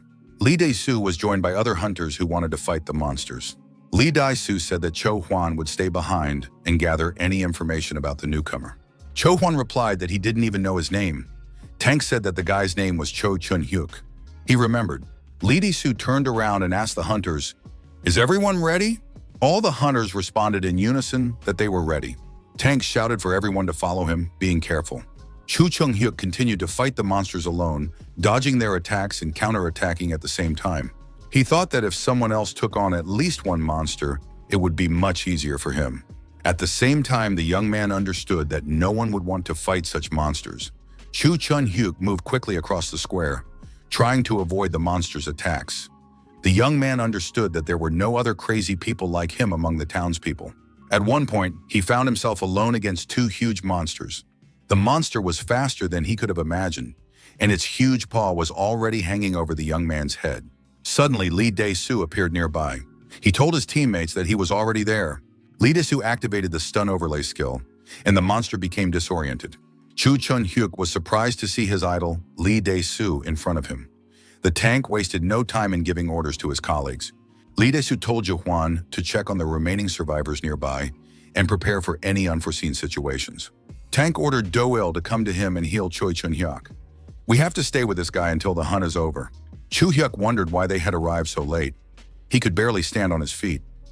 Lee Dae-soo acknowledged that the guy looked exhausted, but he had continued to fight all this time. Lee Dae-soo smiled and added that the young man would surely be able to handle 2 more monsters. Tank added that as soon as the boy was healed, he could join his team. The healer told the young man not to move, as he would heal him now. Lee Dae-soo raised his shield and handed it to Cho Chun-hyuk. Tank added that it would be better if the young man joined the battle and finished the hunt as quickly as possible. Lee Dae-soo added that the longer it dragged on, the more damage there would be. Choi Chun-hyuk, of course, understood this.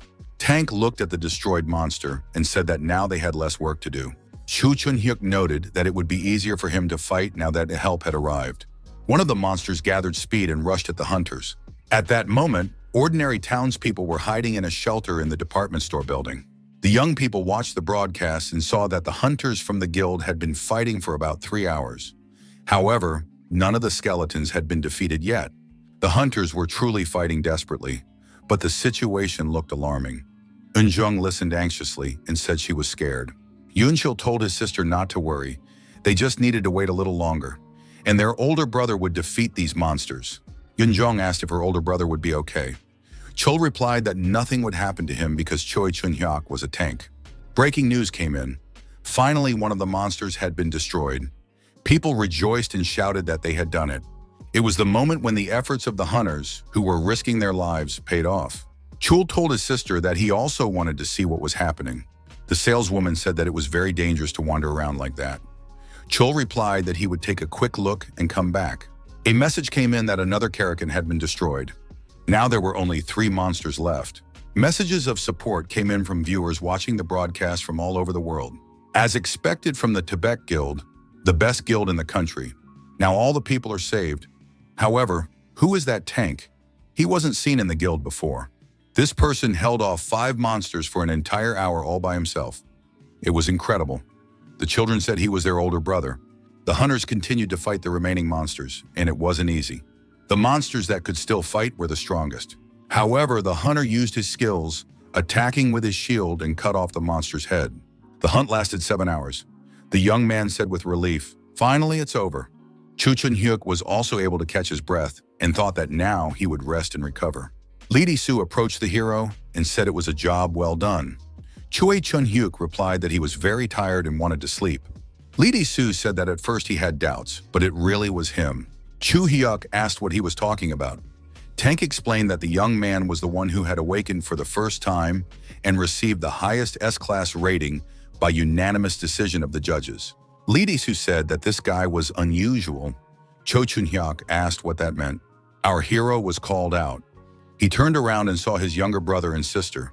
They were accompanied by a saleswoman from the department store. Choo Chun-hyuk asked the children if they were hurt anywhere. Chul said they were fine and added that he had protected his sister. The assistant told Lee Dae-soo that he had obtained information about this guy. Tank told his assistant to forget about it. There was no need to find out anything. Choo-hyuk suggested ordering chicken for dinner after they got home. Chul was delighted, but Eun-jung said she wanted pork stomach. Choo-hyuk smiled and suggested ordering both. The children, of course, had no objections. He noticed the saleswoman who was looking after his brother and sister. The girl thanked the young man for his hard work and said that if it weren't for him, many people could have died. Choi Chun-hyuk replied that he was the one who should thank her for looking after the children. The girl was touched and, in a burst of emotion, hugged the young man. Tears welled up in her eyes. Choo Chun-hyuk couldn't help himself and blushed with embarrassment. The grateful townspeople saw the young man with the children and said that he was the guy they had seen on the news. The girls in the crowd noted that he was handsome. It turns out that he is not only talented, but also good-looking. Someone added that thanks to Cho Chun-hyuk, his wife and children were able to survive. This person said that he would be a fan of the young man for the rest of his life. Choo Chun-hyuk was surprised. What was really going on? How did these people know his name? The television reported that the day before, in the center of the capital, a single tank had held off 5 D-class monsters for about an hour. That tank turned out to be Choi Chun-hyuk. He received the highest possible S-class rating by unanimous decision of the judges. The guild president said that being a celebrity was a lot of trouble. Choi Chun-hyuk replied that he was not a celebrity and that people should not laugh at him. The guild leader suggested that dealing with unexpected fame after the gate incident must be exhausting. Chu-hyuk admitted that since morning, he had been bombarded with calls from people trying to recruit him. He was also receiving interview requests from all over. Fortunately, he had received help in dealing with most of them, so now it wasn't so unbearable. The president said that this is why the association is needed. If any problems arise, the young man can contact him at any time. Choi Chun-hyuk thanked him and asked why the president had invited him. The president explained that there was a request from the state to register the young man as special. Special people are those who break the generally accepted class rules with something extraordinary. This does not necessarily mean that they are stronger than the S-class. They can be thought of as mutants. Because of this, unlike other awakened ones, there are no legal requirements for them to register. The head added that in this case, the young man does not have to register.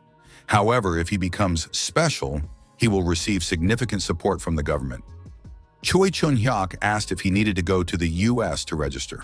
The president confirmed that the young man was right. Moreover, the process itself is incredibly difficult. Many have applied, but only 3 have been officially registered. The guild leader added that it was not an easy path.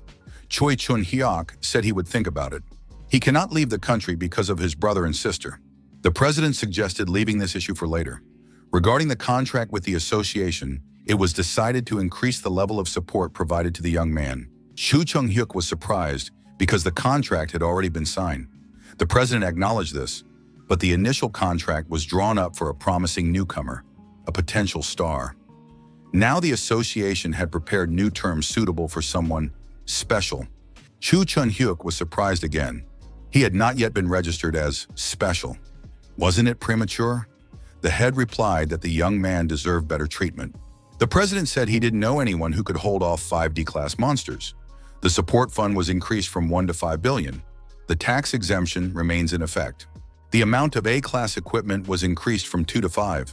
In addition, a magnificent car would be provided for hunters. Chu Chun-hyuk suggested that with the increase in support, the conditions would become stricter. The head said that this was not the case. The conditions remained the same. Chu Chun-hyuk said he was more than satisfied with these conditions. He asked if he could receive the promised car today. The young man received the desired car and then contacted Lee Dae-soo, reminding him that he is the main and only fan of the tank. He is calling because he needs help. The guy added that it wasn't really help, just a meeting if Lee Dae-soo had free time. Lee Dae-soo replied that he was always free for this person. Choi Chun-hyuk said he could come right away. The young man put his hand in his pocket and said he would be there in 10 minutes. Choi Chun-hyuk took out a card. Lee Dae-soo asked what the purpose of the meeting was. Choi Chun-hyuk thought that Karen's Blessing and Mountain Split were too valuable to just sell. The young man tried to acquire the Mountain Split skill, but was denied. The user's class did not match the skill type. Chu Hyuk asked Lee Dae-soo about his plans. Didn't the incident with the gate distract attention from the tank to him? Lee Dae-soo asked, so what? Choi Chun-hyuk said he had prepared a small gift for Hyun, who had saved his life. The young man added that it was not just a gift, but a tank skill card, Mountain Split. Lee Dae-soo was surprised. Was the young man talking about a skill card of which there were only 9 copies in the whole world? Chu Chun-hyuk confirmed that it was a tank skill that, depending on how it was used, could deal more damage than an attacker. It was considered the most desirable skill among tanks. Lee Dae-soo said it was just crazy. The young man added that he thought it would be better if a low-level First Awakened did not use this skill, but rather the #1 tank in the country.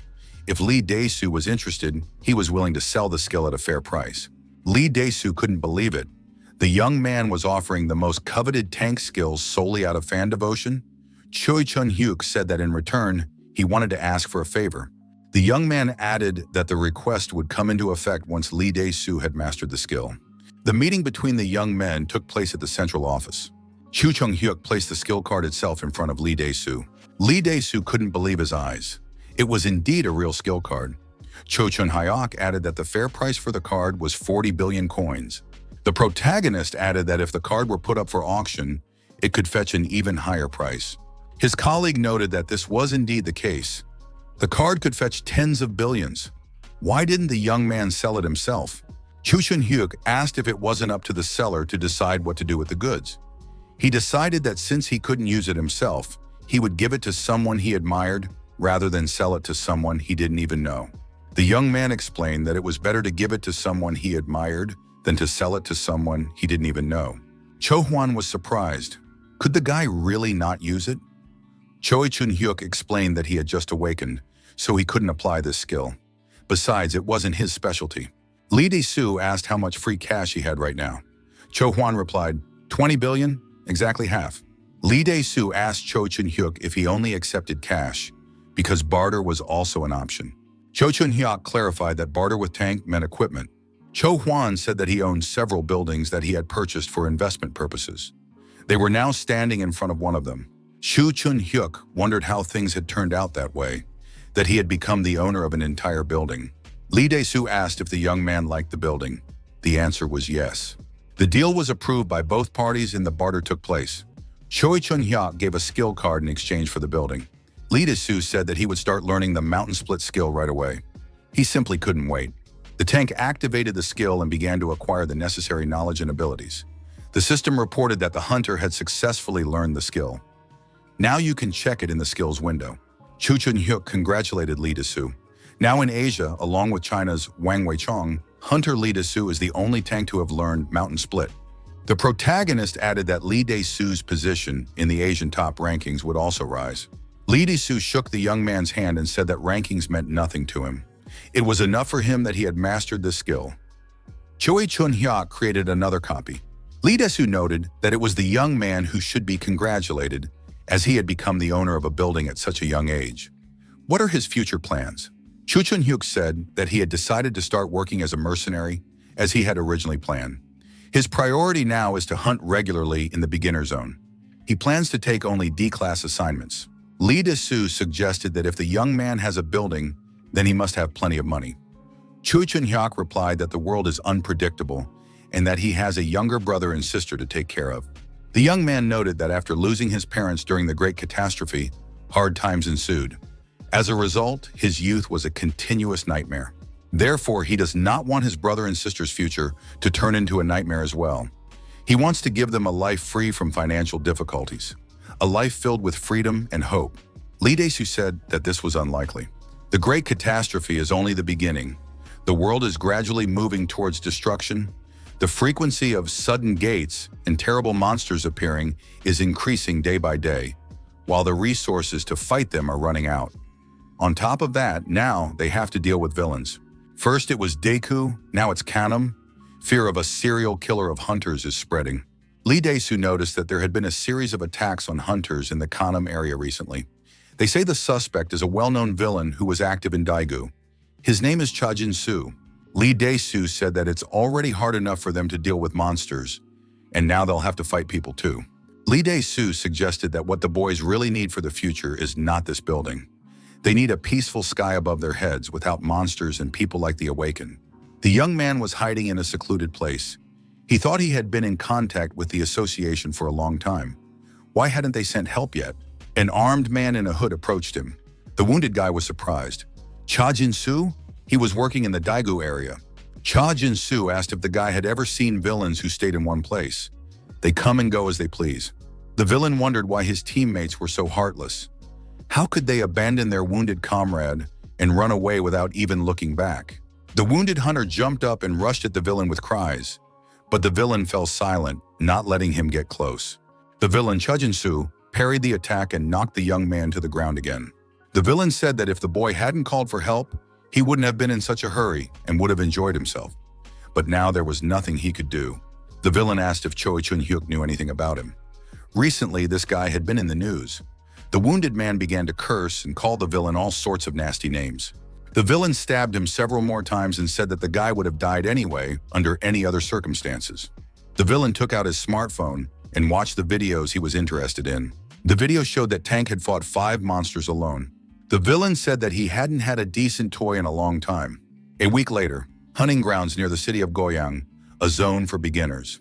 Hunters hone their skills and fight monsters of varying difficulty. Chu Chun-hyuk said that this was the last monster for today. Tank told the young man not to hold back, as there was very little left. However, there was more than one monster. Our hero must not relax yet. The archer jumped to the side, firing a shot in midair. The archer told the attacker to block this monster. The young man swung his blades and delivered a powerful blow. A unique skill was activated, imbuing the weapon with powerful force. The monster was attacked, and explosions appeared on its body. Chu Chun-hyuk said that now there was only one monster left. Stop provoking it, just destroy it. So Yejin pulled the bowstring and shot an arrow straight at the target. The monster was shot through the head and the target was hit. Chu Chun-hyuk thought that solo it would take 20 minutes, and a team hunt would take 2 hours and 20 minutes. However, there was no choice. People from all sides already called him unusual. The squad leader approached and praised Choi Chun-hyuk for his excellent work. He said that thanks to his provocation, today's hunt went much more smoothly than usual. Choi Chun-hyuk replied that there was no need to thank him. He was only grateful that he had been allowed to join today's hunt. Yu Sang-ji admitted that he was a little surprised. A few weeks ago, the young man was just a porter, and now he had suddenly become unusual and even wanted to work as a mercenary. Had he borrowed money from loan sharks? Chu Chun-hyuk said that the reason was different. Perhaps someday in the future, he would want to start his own guild. He noted that, unfortunately, he did not yet understand how to do this and did not have enough experience. Here he would like to learn from the team leader, Yu Sang-jin. Yu Sang-jin said that a guild and a team are not the same thing, but there are similar aspects to managing a group. Yu Sang-jin asked why the young man wouldn't take over the leadership of their team. He added that he himself is the team leader, but will not be able to continue in this role in the future, as he plans to leave the rookie zone. Yu Sang-jin noted that one cannot remain in the rookie zone forever, and believes that Choi Chun-hyuk may be suitable for the position. It may not be a guild, but the young man will gain a lot of useful experience that will definitely come in handy in the future. Choi Chun-hyuk said that he couldn't do it yet because he didn't have the necessary qualifications. Hiller pointed out that Tank had always been the leader of their team, but the last time, it was thanks to Choi Chun-hyuk that they avoided death while hunting. The whole team owes the young man their lives, and he is more than qualified. The attacker agreed. Even today, thanks to his provocation management, they caught 3 monsters, while the others only managed to catch 2. They earn a lot of money, and their second awakening is getting closer. Choi Chun-hyuk is their lucky charm. All the members of the group supported the captain's proposal. Yu Sang-jin said that from today they have a new team leader. The attacker congratulated the hero and told him to take care of his team in the future. Sang-jun added that Choi Chun-hyuk should do his best for himself and for society. In that case, the results would naturally benefit everyone. Yu Sang-jun noted that this is the essence of the role of a team leader. For the rest, you can trust your comrades. He asked if the young man had heard about the villain who was hunting hunters in the beginner zones near Gangnam. Cho Chun-hyuk replied that he had. Yu Sang-jun added that this scoundrel was looking for hunters in the beginner zones, attacking from ambush. The association was already forming a team to search for and punish him. Yu Sang-jin advised to always keep the emergency communication system active. He suggested discussing the rest over drinks. Chu Chung-hyuk answered the incoming call. It was his younger brother and sister's guardian. After the conversation, Yu Sang-jun asked why the young man was so serious. Had something happened? Chu Hyuk said that they would have to postpone drinking. He had come to the school to discuss his younger brother's behavior. The teacher noted that Eunchul had been having difficulty concentrating in class lately. In addition, he often fought with his friends. The situation had worsened over the past few days, so she had to contact his older brother. She felt that Eunchul's case was more serious. Chu Hyuk asked what was causing such aggression. The guardian replied that the boy said he wanted to be as strong as his older brother. Eunchul insists that he wants to become strong and wake up as a tank, like his brother. A stern reprimand and warning did not work. The guardian noted that in this regard, she would like to ask the young man for something. From time to time, they asked parents to volunteer as temporary teachers. It would be great if Hunter Cho Chun-hyuk could briefly explain to the children what the hunting profession is like and share a few stories about battles with monsters. Chu Hyuk was surprised. Were they really asking him to be a temporary teacher? The guardian asked that the young man not feel too burdened. The children were very interested in the hunting profession, and besides, they would have a good time. Chu Hyuk left the office and saw his younger brother sitting nearby. Eunchul apologized and said he was wrong. Choi Chun-hyuk asked why he had been fighting. The boy explained that he had told the others that his older brother was a tank, but they didn't believe him. He had to prove it with arguments. Eunchul said that the other boys called him a liar and said that someone like him couldn't possibly have an older brother. Chu Hyuk was surprised. Was Eunchul really upset about this? He told his brother to bring his friends over later, and he would buy them something tasty. Tears welled up in Eunchul's eyes. Left alone on the roof of a tall building, the protagonist thought, if Eunchul decides to become a hunter when he grows up, it will be impossible to stop him. If it is meant to happen, sooner or later it will. After all, that's how he himself became a villain. Chu Hyuk remembered Lee Dae-soo's words that a life full of hope was impossible. The great catastrophe was only the beginning. The world was gradually moving toward destruction. The frequency of sudden gates and terrible monsters appearing was increasing day by day. Chu Chun-hyuk thought that they needed a world without monsters or awakened ones. The young man activated the teleportation magic circle. Unfortunately, such a world without monsters and awakened beings would never come to pass.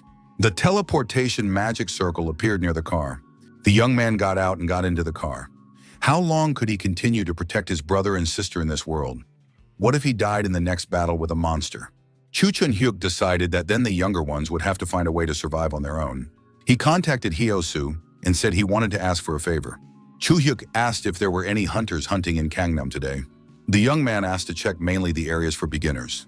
The protagonist was told that right now there was a team led by Tank Jo Gyusun hunting near the intersection by the Gangnam district office. The car arrived at the point marked on the map. Hyo-soo asked why the young man was asking about this. Choi Chun-hyuk got out of the car and said that their team was planning to move to the Gangnam area soon. He explained that he wanted to meet them first and say hello. If they thought he had his eye on their loot, it could cause misunderstandings on both sides. Chu Chun-hyuk thanked them and said he would call back. The young man activated a holographic map with a search for awakened beings. He thought that if he couldn't leave his brother and sister a world without monsters and awakened ones, then at least he should get rid of one of the scourges destroying the world. Chu Chun-hyuk decided that if he could do something, he had to act right now. He saw a point on the map, took aim with his bow, and said that Cha Jin-soo was there. The arrow flew straight to its target, rapidly approaching the strike zone. At that moment, the hunter was fighting a huge monster. The arrow pierced the hunter through and through. The hunter coughed and blood came out of his mouth. The young man was delighted to see that the arrow had reached its target. The archer listened to the broadcast. The hunters were surprised. Where did this arrow come from? Who could do such a thing at a time when Xeris was approaching? The archer said that these hunters were actually the most useless. He continued to shoot, indignant at how they could think of fleeing just because one tank had died. The archer decided that next time he would aim for the head. Someone said that they hadn't seen each other in a long time. The young man looked around and asked in surprise, "Who's here?" The stranger with the arrow in his hand asked how he should destroy Cha Jin-soo so that it would make all the headlines. The archer didn't understand what was going on. How did this guy know his name? Were they acquainted? Chu Chun-hyuk broke the arrow and said that they didn't know each other, but that Cha Jin-soo would soon learn about him. The villain was indignant. Was this guy really joking around right now? Chu Chun-hyuk silently threw the broken arrow aside. He said he knew this guy. He had betrayed the villain he used to work with and sold his location. The young man added that it was this scoundrel who forced him to use the rollback stone before he had finished his training. Cha Jin-soo didn't understand what he was talking about and said that this guy was out of his mind. Chu Chun-hyuk replied that Cha Jin-soo wouldn't understand anything anyway, so he might as well just attack. Was he afraid? Cha Jin-soo got angry, clenched his fists, and rushed to attack. Choi Chun-hyuk activated the quick movement skill. Cha Jin-soo approached quickly and prepared to strike. The villain began swinging his fists, but he couldn't reach his target. Cha Jin-soo began to swing his legs, but the result was the same. His opponent kept dodging. Chu Chun-hyuk dodged again, and his opponent flew to the side. The protagonist noted that he did not expect to see such confusion on this guy's face. With his first strike, Choi Chun-hyuk punched his opponent in the nose. Our hero noticed that Cha Jin-soo had failed. The protagonist added that after today, his opponent would no longer be able to show such a face. Suddenly, thick, acrid smoke appeared between the rivals. Choi Chun-hyuk was surprised. What was that? His eyes could not see anything. Taking advantage of the confusion, the villain took out a sharp knife. The protagonist thought that Cha Jin-soo had decided to use various tricks. At one point, the villain appeared behind the hero, holding a knife at the ready. Chu Chun-hyuk activated his hyper-perception skill. Cha Jin-soo rushed at his opponent, confident of victory. However, Choi Chun-hyuk managed to dodge and counterattack. A moment later, Cha Jin-soo was already lying on the ground, receiving punches to the face. Meanwhile, Choi Chun-hyuk periodically rubbed his eyes, not understanding what powder had been thrown in them. Cha Jin-soo continued to lie on the ground and begged for mercy, claiming that he was willing to give up everything he had accumulated in his life. Choi Chun-hyuk asked if he was talking about the things hidden in the villa in Haeundae. "Don't worry, they will be confiscated without the owner being present." Cha Jin-soo was surprised. How did his rival know this? Choi Chun-hyuk asked. Hadn't the villain himself boasted about it? Chu Chong-hyuk said that when he lived as a villain, he also destroyed many awakened ones. He sold everything he could collect, turning it into cash. Swinging his fist once more, Choi Chun-hyuk asked, "What is the point of accumulating wealth?" The villain continued to beg for mercy. The blows continued and Cha Jin-soo was immobilized. After a while, the villain's body was found unconscious near the police station. Breaking news reported that the prime suspect in a series of attacks on hunters in the beginner's zone in the Gangnam area was arrested by police last night. Early this morning, around 4 a.m., the police arrested the suspect, Cha Jin-soo. Chu Chun-hyuk thought that before the time rollback, he was on par with Cha Jin-soo in terms of strength, but the difference in strength was obvious. The hero felt that he could tear this guy apart like a piece of paper. Chu Chun-hyuk felt happy, knowing that the criminal had been caught. The hunter appeared before the cameras and admitted that he was ashamed to say it. But because of Cha Jin-soo, hunting in the Gangnam area was extremely difficult. Many even left out of fear. He added that now a huge burden had been lifted, and hunters could focus solely on their work. The president of the association entered the office and apologized for being late. The head asked why the young man had requested a meeting. Was he in trouble? Chu Chun-hyuk replied that he was not in trouble, but there were a few points he would like to discuss and change in the contract. The man said he would listen to the request with interest. Chu Chun-hyuk noted that he would have to break the promise he had made to the president. The young man stopped by his old friend's house. Opening the door, he was surprised. Who was calling so early in the morning? Choi Chun-hyuk was surprised himself. How could anyone sleep at such an hour? Jang-soo opened the door, saw Cho Chun-hyuk, bowed, and greeted the hunter. Chu Chong-hyuk asked in surprise why Jang-soo looked like a mafia member. Jang-soo apologized and asked what had brought the hunter there. Cho Chun-hyuk replied that he wanted to tell the grandmother something. Jang-soo called out to the grandmother that someone had come to see her, explaining that Choi Chun-hyuk wanted to talk to her. He added that it was very important, so the grandmother should hurry. Choi Chun-hyuk placed a crystal on the table in front of the grandmother. The woman was surprised. What was it? The young man explained that it was a stone that awakened the attacker. The grandmother noticed that it was a very expensive item. She had heard that it was worth over $1 billion. Chu Chun-hyuk acknowledged its market value. The grandmother was surprised. Why did he bring it here? The hunter said that if the grandmother agreed, he planned to give the stone to Jang-soo. The woman asked, "Why give such a valuable item to that fool?" Chu Cheon-hyuk explained that he had a lot of work to do and needed a reliable person who could perform difficult tasks.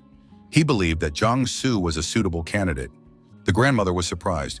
Could her grandson really be reliable? Jang-soo was indignant. Chu Chun-hyuk noted that although Jang-soo was a little absent-minded, he would not betray anyone. The woman agreed. Although the young man had been problematic in his youth, betrayal was not expected of him. He added that even though the grandmother had tried to dissuade her grandson, he had become a porter and gone hunting. If he was going to dangerous areas, it would be better to take him along. Choi Chun-hyuk said he would take responsibility for Jang-soo's safety. The grandmother agreed.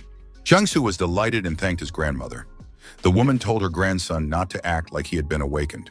The grandmother asked if Jang-soo would become part of the association, like Choi Chun-hyuk.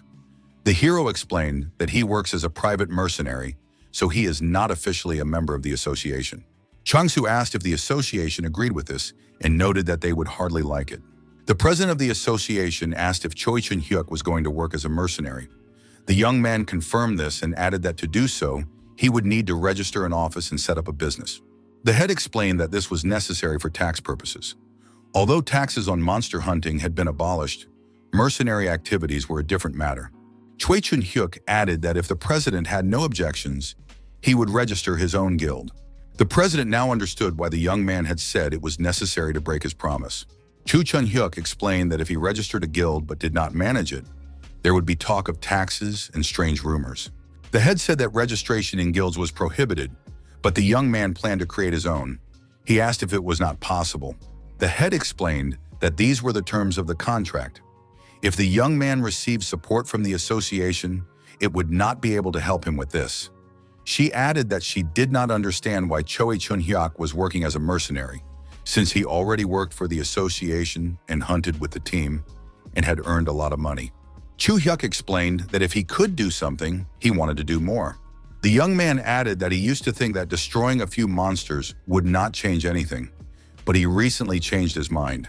Even the disappearance of one monster makes the world a better place. As a hunter, he wants to destroy as many monsters as possible while he has the opportunity. The head was surprised.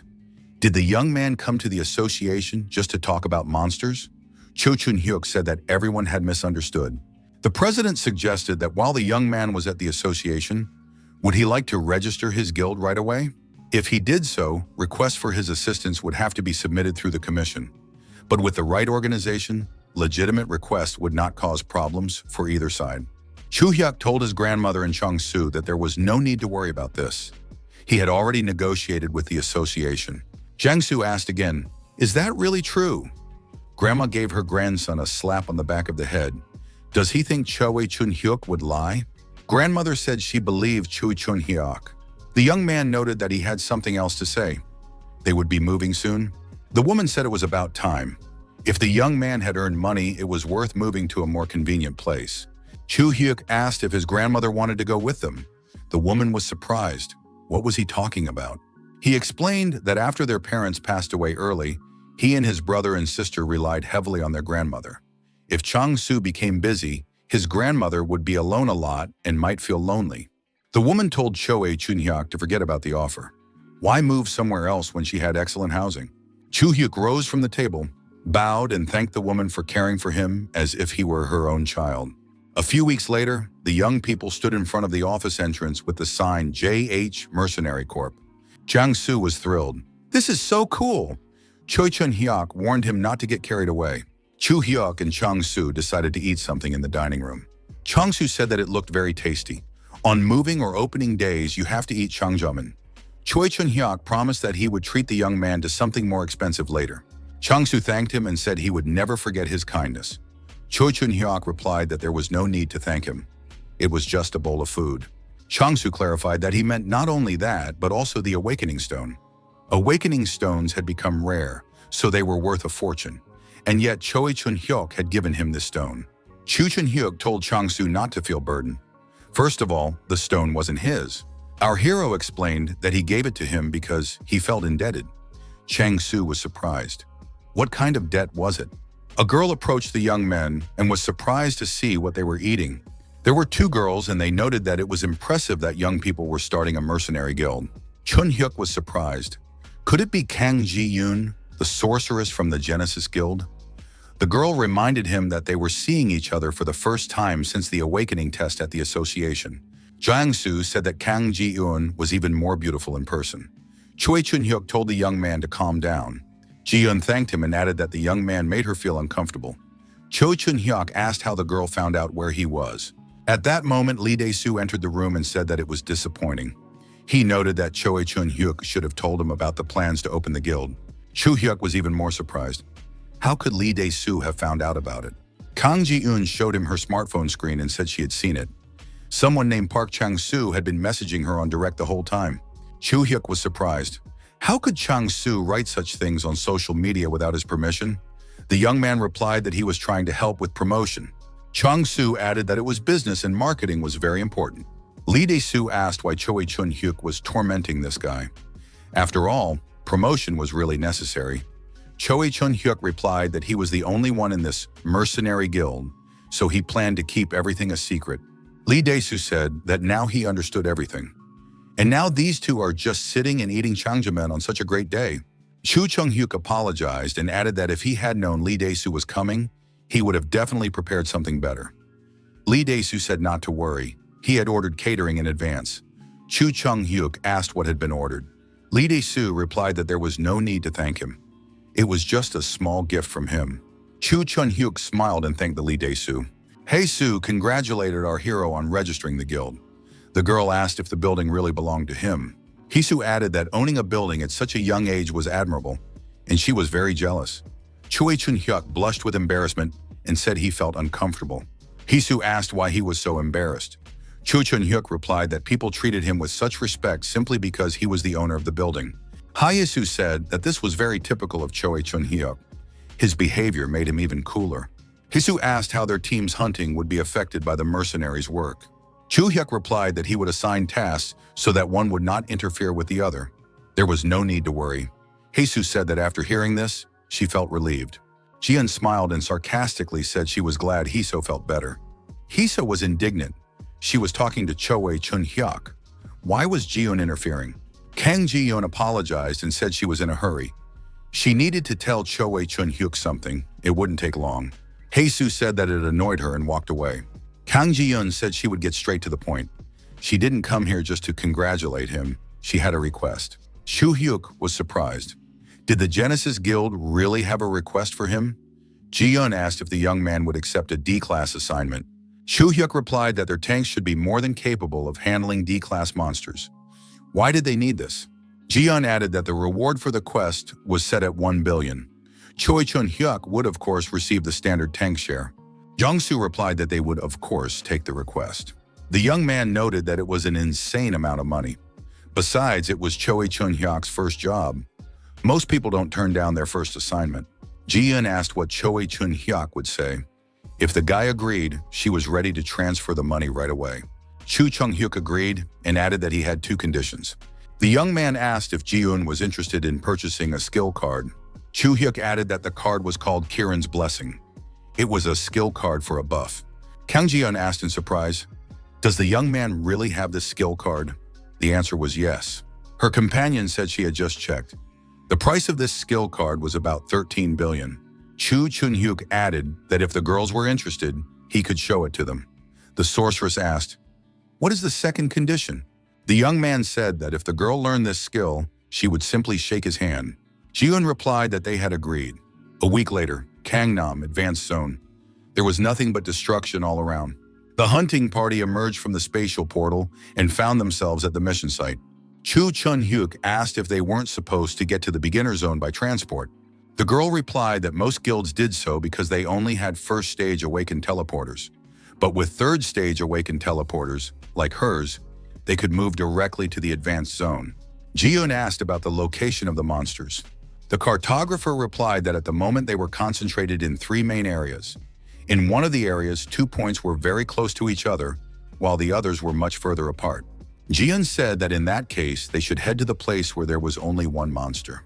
The cartographer noted that the next closest area was also occupied by other guilds. Ji-eun was indignant. What did that mean?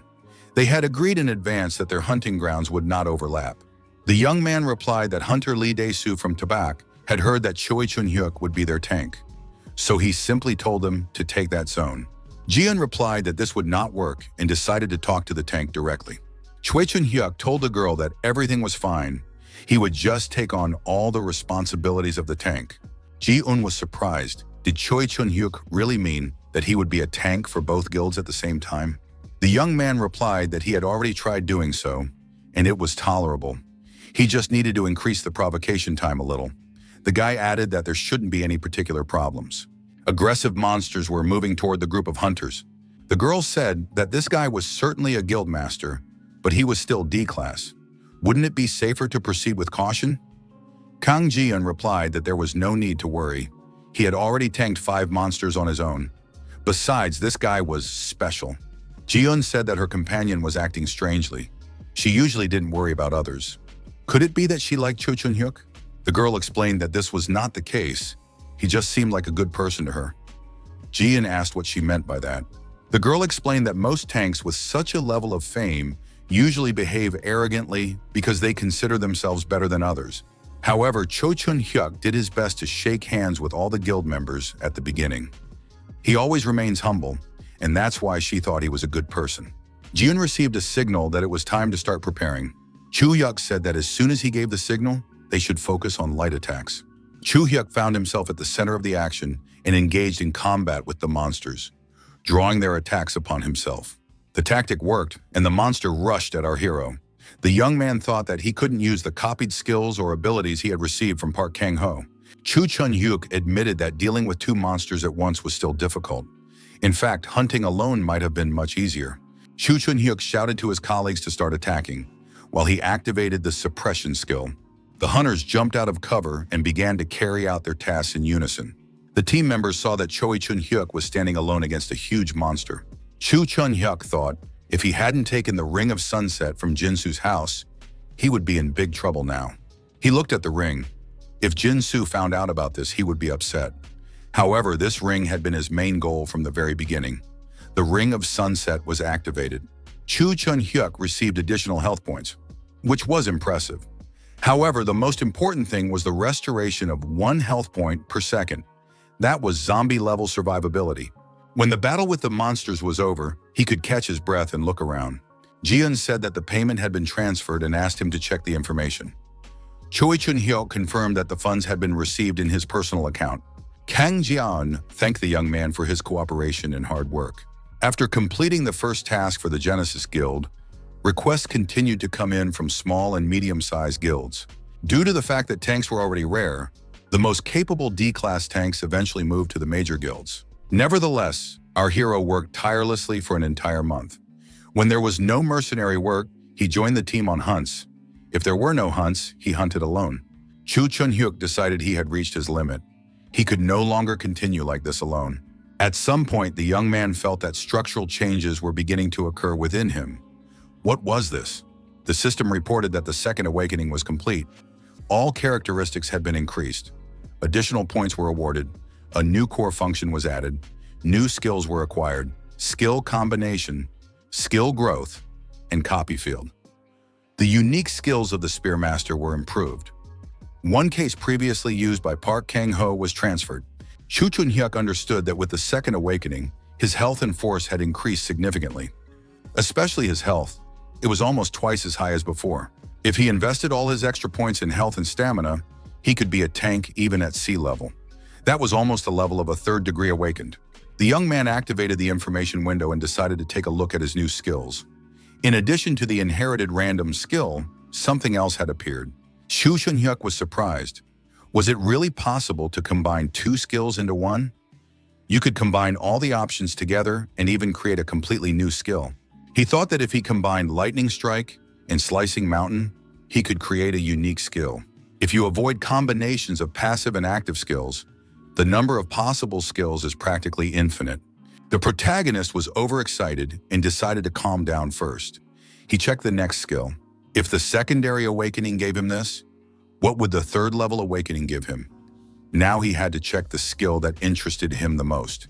A universal skill, the summoning of a Valkyrie, whose characteristics are proportional to the summoner's base parameters. The young man realized what skill he had accidentally received from Park Kang-ho. Summoning a Valkyrie. Chu Chun-hyuk immediately decided to test this skill and activated it. A glowing ball appeared in front of him in the square, so bright that the hero even squinted. A girl appeared from the glowing ball in front of the young man and greeted him. Choi Chun-hyuk asked if she was a Valkyrie. Chu-hyuk looked at the information window again and said that his heart almost jumped out of his chest. The young man realized that it was actually the Valkyrie's characteristics window, but something seemed strange to him. Why were the equipment skill slots completely empty? The girl explained that the gentleman had to set them himself. She said that if he equipped her, the gear would be applied immediately. Chu Chun-hyuk understood how it worked and added that it felt a little awkward at first. The protagonist activated the summon from his subspace pocket. The young man began to take various items out of the subspace, looking for the necessary items. After a while, equipment began to appear on the girl. The young man expressed his hope that Valkyrie would understand, although she might not like the equipment. Gradually, the amount of equipment on the girl increased. At least she was no longer standing barefoot. Chu Chun-hyuk explained that he had almost no women's equipment left. He asked the girl if she had a name, or if she had not been given one in the first place. The girl replied that her previous master, Park Kang-ho, had given her the name Park Chi-yeon. Chu Chun-hyuk said that Park Chi-yeon was an inappropriate name. The girl clearly looked Western, and a Korean name would not suit her. Valkyrie explained that Park Chi-yeon was the name of the previous master's younger sister. Chu Chun-hyuk was surprised.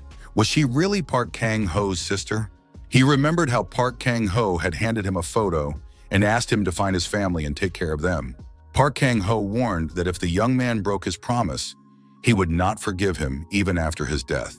The girl said that if her name was inconvenient for the master, he could change it. Since the master had changed, according to the rules, she should receive a new name. Chu Chun-hyuk suggested naming the girl Sarah. Valkyrie replied that if the master gave her a name, any name would do. Chu Chun-hyuk asked whether she needed to be given orders constantly during combat, or whether she could assess the situation herself. Sarah said that it was enough to set the basic strategy and direction. She would then act according to the situation. If a new order came in, it would take priority. Chu-hyuk asked how Park Kang-ho had used her in battle. Sarah replied that she could recover even after being killed, so last time she acted as a defender and went to the front lines. Chu Chun-hyuk activated the mapping mode. The young man decided to test Sarah on one target. This target was marked with a red dot. Chu Chun-hyuk went one-on-one against a huge monster. It was Blink. He said that he was not Park Kang-ho, so Sarah would help him not as a defender, but as an attacker. The girl activated her sword and said that it was dangerous for the gentleman to play the role of a defender. Sarah approached the monster from behind and explained that she could recover even after death, but the gentleman did not have that option. Chu Chun-hyuk explained that this would be more effective. He would take the aggro, and the girl would focus exclusively on dealing damage. The monster began to approach our hero. The young man told Sarah to wait while he drew the enemy's attention. The protagonist added that as soon as he gave the command to attack, she should immediately use Lightning Strike. Chu Chun-hyuk activated Stun Charge. The monster was disoriented. After that, Lightning Strike was performed. After the slashing strike, the monster screamed loudly, having suffered significant damage. Chu Chun-hyuk decided that there was no point in holding back for long. The protagonist used a shield attack. The monster was unable to withstand such an attack and was knocked out for a while. Chu Chun-hyuk shouted for Sarah to start the attack. The girl immediately rushed into battle. Sarah shouted that she was using Lightning Strike. The girl approached the monster from behind again. This was followed by a Mountain Cleaver strike. The monster cried out in pain. Chu Chun-hyuk was surprised. Had Sarah always been this strong? The young man thought it would be good if they continued at the same pace. The monster was destroyed. Chu Chun-hyuk decided that the two of them could defeat even D-rank opponents. He asked Sarah if she had emotions. The girl replied that she did have feelings. Sarah explained that she used to be human before she became a Valkyrie. Valkyries are those who once belonged to a lost world. The girl added that those who have achieved certain outstanding merits are selected from among them. Our hero approached the girl and said that he had heard about her as a true master. He wanted to order some equipment. The girl said that their workshop was not currently accepting orders. She was very sorry. Chu Chun-hyuk was surprised. Did they really not accept orders even for S-rank equipment? The girl was surprised and asked again, S-rank? Chu Chun-hyuk explained that he had materials from a B-rank monster. He wanted to order S-rank equipment made from them, but if the girl refused, he would find another workshop. The master was surprised. How did the young man manage to obtain B-rank materials? Chu Chun-hyuk was surprised. Did it really matter? The only thing that mattered was that he had them. If she absolutely had to know their origin, he would have to leave. The master said that she wasn't really interested in that. It was enough for her to just work with the B-rank materials. Chu Chun-hyuk said he needed a full set of armor for a tank and a set of female armor for an attacker, as well as 2 small shields. The young man asked how long it would take. The master asked if the tank needed heavy armor and clarified the lady's measurements. Chu Chun-hyuk replied that she was about 170 centimeters tall. The master asked what her bust size was. The young man was embarrassed by the question. The master clarified, maybe a full B. Chu Chun-hyuk told the master to make it for that size. The girl said she understood and that this information would be sufficient to complete the work. Chu Chun-hyuk asked how long it would take to make. The master said she wanted to approach the work carefully, so it would take about 5 months. Chu-hyuk thought that in any case, he had enough equipment at the moment. There were still 6 months left before the sudden rift appeared. Chu-hyuk shook the master's hand and said he agreed. The girl asked when the young man could deliver the materials. The young man replied, right now. Chu Chun-hyuk asked if the girl knew where the Taebak Hyun Shinso agency was located. According to his information, it should be nearby. The master confirmed that the agency was nearby and offered to show him the way. At the agency, the young man greeted our hero and asked how he could help. Chu-hyuk showed him the photo. The young man added that he wanted to find the girl in the photo. Chu Chun-hyuk explained that the girl's name was Park Chi-yeon. A week later, in the personal training room, Choi Chun-hyuk and Valkyrie practiced hand-to-hand combat techniques against a huge monster. Sarah approached the monster and activated Shield Stand. The monster was struck in the neck. Sarah told the gentleman that she was still interacting with him and was unharmed. Chu-hyuk picked up speed and activated Lightning Strike. He also used the Mountain Cleaver Strike. The monster's body was cut to pieces. Sarah reported that the task had been completed. Chu Chun-hyuk asked how much time had passed. The girl replied that the hunt took 8 hours and 20 minutes. The young man said that this would not do. Sarah pointed out that at the very beginning, it took more than 10 hours. Reducing the time by 2 hours was already a significant achievement. Chu Chun-hyuk said that Park Kang-ho had destroyed more than a dozen B-class monsters in just 1 hour and even forced an A-class monster to retreat. The girl expressed her hope that the gentleman would not rush. Park Kang-ho was practically a perfect fighter. She added that Choi Chun-hyuk was getting stronger by constantly combining skills. A new skill was created by combining Perfect Shield and Perfect Attack. During a week of testing, Choi Chun-hyuk discovered that new skills, after being combined, either transform or combine the effects of both skills. The young man warned that sudden rift would appear soon. The two of them were going to hunt C-class monsters together, so it was necessary to minimize the hunting time. The phone rang. It was Chang Tai-woo from the Taebak Hyun Sinsu agency. Chang Tai-woo noticed that he was right in front of the office and wanted to bother the young man for a moment. The meeting took place, and Choi Chun-hyuk asked what had happened. Chang Tai-woo asked if he had heard about the outlaws. Chu-hyuk clarified that he was referring to the awakened ones who had settled in dangerous areas, the so-called red zones. Chang Tai-woo explained that most of them were first-level awakened ones. They captured ordinary people who had not had time to evacuate and turned them into slaves, playing at being kings. In a sense, they were even worse than villains. Chu Chun-hyuk admitted that he knew about this. But what did it have to do with Park Chi-yeon? Chang Tai-woo replied that there was a possibility that Park Chi-yeon and her family were now living in slavery under the lawless ones. Chu Chun-hyuk was surprised. Why did Chang Tai-woo think so? His interlocutor explained that Park Kang-ho's family had lived in Samsung-dong before the disaster, and now Samsung-dong had been declared a red zone. They could not confirm whether there was a camp of the lawless there. However, yesterday an informant reported that the lawless had indeed settled in Samsung-dong. Choi Chun-hyuk asked if the exact location of their hideout was known. Chang Tai-woo replied that there was no such information yet, but he would be able to find out soon. Chu Chun-hyuk said he planned to continue exploring the area. Chang Tai-woo took the same photo out of his pocket. Towards evening, Choi Chun-hyuk returned home and hugged his younger brother and sister. Nuna was also at home looking after the children. The girl said she had just finished cooking dinner and promised to set the table quickly. Chu-hyuk was, of course, surprised when he saw how much food had been prepared. He asked his younger brother what he thought of the new housekeeper. Yun-chul said he liked her. She cooked well, and the house was always clean now. Yun-chul added that Nuna played well with them and helped them with their studies. The girl said it was time for her to go home. The housekeeper asked if there was anything else she needed to do. Chu-hyuk told the girl that today was her last day. Would she like to extend her contract? The girl replied that this was exactly what she wanted to talk about.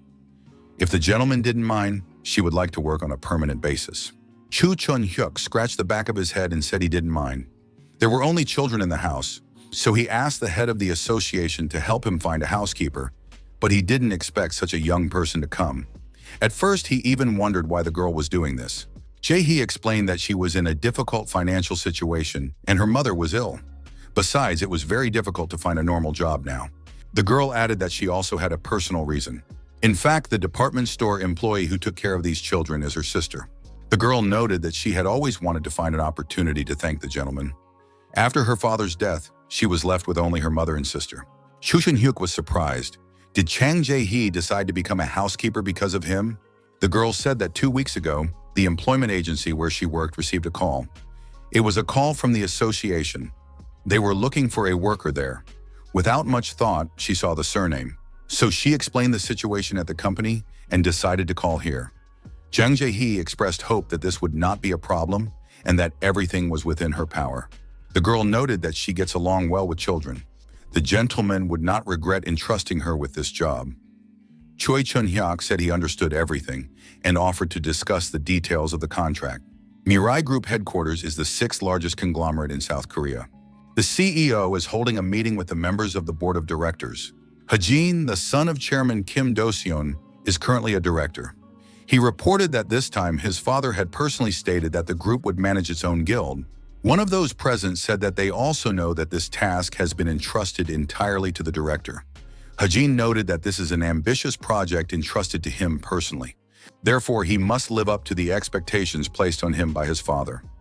Among the candidates worthy of joining their guild, is there anyone truly influential? Even if they are not at the level of Lee Di-soo or Kim Yoon-ho, they need at least someone close to these hunters. At least one. The man said that it was actually quite difficult. Most of the famous people were already members of the 3 largest guilds in the country. The rest received the best conditions in their own guilds. Hajin replied that that wasn't why he was asking them. If it doesn't work, you have to make it work. The young man raised his hand and asked if he could say something. Someone in the room said that this was not the level of conversation for Chief Huang. Hajin said he was ready to listen to Department Head Huang Chisun. The young man said that if we leave everything else in the country aside and judge only by fame, there is one person whose authority is comparable to Lee Di-soo, Kim Young-ho, and Kang Ji-young. Hajin asked who that was. Huang Chisun said that everyone here had heard this name at least once. It was irregular Chue Chun-hyuk. Hajin agreed and was surprised. Why had he personally forgotten about this guy? He was the one who was able to hold back 5 D-class monsters at once, even though Lee Dae-soo himself said it was impossible. Hwang Chi-seon added that if they managed to recruit this guy, they would not only gain in terms of reputation, but also from a practical point of view, it would be hugely beneficial. Hajin agreed. Youth is about the ability to think outside the box. No wonder they say, young wine is poured into new wineskins. Unlike the old grumblers, Chief Hwang Chi-seon is young, so his mind is racing. Hajin suggested that this guy was under contract with the association. The contract probably had a clause prohibiting him from joining any guilds. How was Hwang Chi-seon going to lure him away? Chusin replied that he knew that. That is why all the major guilds that wanted to recruit him ended up giving up. However, despite certain difficulties, this guy could be recruited. Hajin asked what would happen if the plan failed. Hwang Chi-seon said that in that case, he would put his head on the line. Hajin smiled and said that he liked this young man's attitude. The director asked what the plan was for recruiting Cho Chun-hyuk. Hunting in the high-level zone in the Ilsen area. This zone is inhabited by particularly large monsters. Choo-hyuk looked around and saw no one else. The young man decided that in that case, he could fight at full strength. He decided to use a power weapon and activated Longsword Summon. Valkyrie Summon was also activated. The image of the girl appeared immediately, and she said she was ready to carry out her master's orders. Chu Chun-hyuk said that this was an excellent opportunity to test everything they had practiced. Sarah held her shield forward and gripped her sword tighter in her hand. The monster was approaching at high speed. The girl announced that she would use a shield attack and rush towards the monster. When the two forces collided, there was a powerful burst of energy. Sarah reported that the enemy was stunned. Chu Chun-hyuk activated his lightning flash skill and approached the monster from behind. Sarah did the same, only she was in front of the monster. The stunned monster was unable to move. The hunters prepared for a simultaneous attack. The Mountain Cleave skill was activated simultaneously. The attack was synchronized, which increased its power. The monster was destroyed. Choi Chun-hyuk asked how much time they had spent. Sarah replied, 3 minutes and 40 seconds. The effectiveness of the skills exceeded 100%. Chu Chun-hyuk said he was ready and that it was time to return before dawn. Unexpectedly, a gate appeared a few dozen meters away. Chu Chun-hyuk was surprised. Could spontaneous gates really appear at such a moment? Sarah said that it was the treasure gate. Choi Chun-hyuk asked what it was. The girl said that she had only been there a few times with Park Kang-ho, but she could say for sure that every time the master received extremely useful artifacts and skills there. For example, the power weapon and power amplifier were also obtained in the treasure gate. Sarah told the master that such dungeons were rare. If they missed this opportunity, it was unknown when another chance like this would come along. They should enter before the gate disappeared.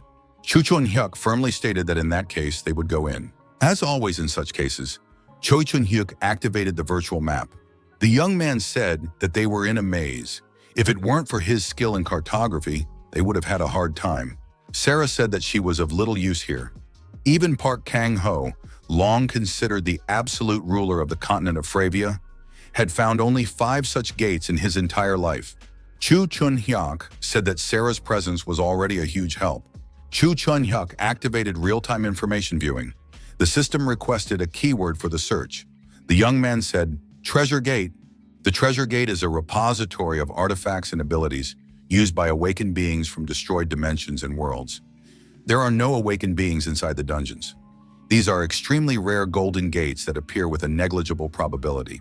Chu Hyuk decided that something was wrong here. What does it mean that there are no awakened beings? Usually, artifact repositories should have at least some kind of security system. Sarah asked, "Is something wrong here?" Cho Chun Hyuk replied that it was a trap. At first glance, everything looked normal, but if you went straight ahead, you could fall deep underground. Sarah suggested that they first need to determine which tiles are traps. Chue Chun Hyuk said that there was no need for that. Chu Hyuk activated his power weapon and summoned a mace, which immediately appeared in his hand.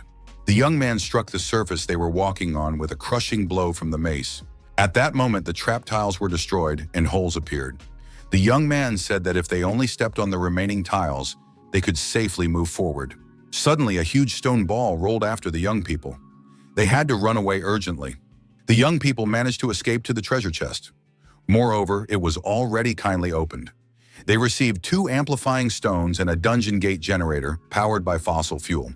Next, to overcome the next obstacle, they had to climb up and fly over the green slime. At a certain point along the way, a huge room appeared in front of the young people, at the end of which was something resembling an altar. A book lay on this altar. Sarah noticed that this place was much more spacious than all the previous ones. It seemed that there were no traps here. Chu Chun Hyuk was surprised. Was there a book instead of a chest now? The young man approached the book and said that the first was an object, the second was a skill. So this must be something similar. Chu Chun Hyuk reached for the book, but he couldn't take it because a protective barrier appeared. The system reported that the hunter did not meet the conditions for receiving the reward. Chu Chun Hyuk was surprised. What conditions were they talking about? Someone behind them said that they were the first visitors to the treasure dungeon on Earth. The young people turned around. Behind them stood Jade, the Golden Goblin. He said he was glad to meet them and added that he recognized a familiar face. Jade said that the girl had been here before with the previous user. Chu Chun Hyuk said that in games, golden goblins are just walking bags of gold. If he destroyed it, could he get the book? Jade said not to get excited. Even if he was gone, they wouldn't get the book. It would just disappear. Chu Hyuk asked how he could get it. Jade replied that it was very simple. They had to get permission from him. Chu Hyuk said that in that case, the Golden Goblin should give his permission quickly. Jade explained that his job was to help users of the second original system develop faster. Chu Hyuk asked how Jade knew this. The Golden Goblin said that anyone could find him, enter, and receive a reward. However, only one person could meet him, the user of the second original system. Chu Hyuk Choi suggested that he was not just a goblin and asked who Jade really was. Jade replied that he was created by the Lord of Creation, part of the main original system. He is not alive, but something like a system mechanism. Chu Hyuk asked, "Is the main original system also a conscious system like Jade?" The Golden Goblin said that the young man would have to find out for himself. This answer was beyond his competence. Chu Hyuk said that in that case, Jade should just let him take the treasure. The Golden Goblin said that something else had to happen first. Before opening the treasure, he would offer 2 options to choose from. 2 bags appeared in the Golden Goblin's hands. The first option was to choose 2 of the 5 legendary skills. The second option was to take 1 of the 3 basic skills of the previous user. Choi Chun Hyuk asked if he could choose Park Kang-ho's skill. Jade said that this was possible because the young man had inherited the system from him. The transfer was complete, so the young man received this privilege. Sarah told the gentleman that Park Kang-ho did not trust this Golden Goblin, so Cho Chun Hyuk should not blindly trust him either. The girl added that Jade was surely up to something bad. The Green Goblin asked, was the young man having difficulty choosing? He would choose the legendary skills. The chance of getting 2 legendary skills is lower than the chance of getting 1 main skill from the previous user. Chu Chun Hyuk asked, did Park Kang-ho also receive such privileges? Jade said that Park Kang-ho took control of the system himself, so he didn't get any bonuses. Chu Hyuk asked under what conditions the treasure dungeon gate would activate. Jade replied that they are activated when the user of the second original system reaches the second awakened stage. Chu Hyuk understood why Kichul hadn't even mentioned them. That worthless man never achieved his second awakening and died without developing his powers. The Golden Goblin asked if the young man wanted to know anything else. Choi Chun Hyuk replied that this was enough. The Golden Goblin took out the bags again and told the young man to make his choice. 2 legendary skills, the chance of obtaining which was close to 0. Or 1 main skill from the previous user? Shu Chun-hyuk said that there was nothing to think about. The young man decided to choose 1 skill from the previous user. Jade asked if the young man was sure. The opportunity to choose 2 legendary skills was an incredible privilege. The protagonist said that 1 skill from the previous user was more important to him than 2 legendary ones. The Golden Goblin said he had no objections. It was a very wise choice. The book opened and lit up. The Golden Goblin announced that he would now show the list of skills. Choi Chun-hyuk chose one of the suggested skills. The universal skill, Giant Incarnation, was selected. When this skill is used, the body size increases. Registration of a crystal is required for activation. This skill increases spellcasters to a size comparable to a monster. If you register the appropriate crystals, you can increase the number of people to 8. If you assemble a squad of reliable fighters, you can create an entire team of giants. Shu Chun-hyuk thought this was an incredibly useful skill. The Golden Goblin said it was time to say goodbye. Shu Chun-hyuk said that it had been quite a useful time, even though he didn't want to admit it. He added that they would see each other next time. Jade said that this was only the 2nd stage of awakening. The young man was still far from his goal. He had to become stronger quickly. The Golden Goblin added that sooner or later, if the young man continued to grow and develop, he would encounter the Lord of Creation, and at that moment he would finally become complete. Chung Jae-hee prepared a delicious dinner. The brothers and sister began to eat. Shu Chun-hyuk was glad to have learned something new, but for some reason, it only made him more anxious. If the Lord of Creation created the Golden Goblin, then his help was also part of the Creator's will. If Park Kang-ho feared him, then there were good reasons for it. Did the Lord of Creation really want to help him? Yoon-jung asked why her older brother was daydreaming again. Shu Chun-hyuk apologized and asked what his sister had just said. The girl reminded him that they had agreed to go to the amusement park on the weekend. Could they take her sister Jae-hee with them? It would be great if she could come with them. Eun-chul raised his hand and said he wanted that too. Chun-hyuk said he didn't mind, but that Jae-hee needed a rest over the weekend. The girl said she was fine. Jae-hee remarked that she also loves amusement parks. Cho Chun-hyuk asked if she was sure she would be okay. Jae-hee said that it would be interesting and that it would help her relieve stress. Eun-chul was delighted. That meant Jae-hee was coming with them. They would spend the weekend together. A man was playing golf in his room. His son stood obediently nearby. The golfer was Kim Do-seon, chairman of the Mirai Group. He asked how preparations for the guild were going, since Ha-jin wanted it so badly. Kim Do-seon noted that Ha-jin should not take this lightly under any circumstances. The chairman asked what had brought his son here at such an hour. Ha-jin said that he had actually come to ask his father for help. Kim Do-seon asked if his son had already come to him for support. The young man replied that he wanted to manage on his own. However, the person he was trying to recruit was directly connected to the chairman of the Association of the Awakened. This had caused complications. Kim Do-seon suggested that his son wanted to recruit the irregular Choi Chun-hyuk. Ha-jin admitted this and added that the chairman of the association was too serious an opponent for him. His father told his son to stop blindly banging his head against a wall, knowing that nothing would come of it. Instead, it would be wise to establish his boundaries and ask for help. Ha-jin explained that the main obstacle to his recruitment was the association. If this problem could be solved, he could handle the rest himself. His father said he understood. It seemed he would have to invite the chairman of the association to dinner. Kim Do-seon told his son to remember that if, despite all his efforts, Ha-jin was unable to recruit Choi Chun-hyuk, he would have to resign from his position. Seoul's Jamsil area, Joy World. The young people arrived at a real amusement park. The children were delighted. Eun-chul said he had never seen such a tall structure before. Jae-hee asked Eun-chul where he wanted to start. The boy replied that he wanted to start with the roller coaster. Jae-hee asked what Eun-jung wanted to start with. The girl replied that she wanted to start with the Viking. Jae-hee asked what Choi Chun-hyuk wanted to start with. The young man replied that he was ready to start with the gyro drop. Eun-chul said he had changed his mind and would go on the hero drop with his brother. Chu-hyuk said that they could do both. Today they would ride whatever they wanted, so there was no need to worry. Eun-chul was delighted. Jung Jae-hee asked if Choi Chun-hyuk was trying too hard. The young man replied that he had recently distanced himself from his younger siblings due to his heavy workload. However, if they were happy, so was he. A group of people appeared in the square. Many of them were wearing business suits. Chu-hyuk was surprised. What kind of security was this? So, he must be some kind of important person. not just an ordinary person. Among the arrivals was a boy. Chu Chun-hyuk asked if Jang Jae-hee knew this man. The girl replied that it was Lee Byung-hun, the eldest son of the head of Shin-sung Corporation, the #1 company in South Korean business. Chu-hyuk thought that this was the very corporation run by Lee Jong-jin. Now he understood why this face seemed familiar. This was the man who would turn Korea upside down in the future? Next to him stood a man in a large bear costume with balloons in his hands. The bear told someone that the target had just been confirmed. She had entered the amusement park. The targets for elimination were his son and 5 bodyguards. The interlocutor asked if there were any possible variables.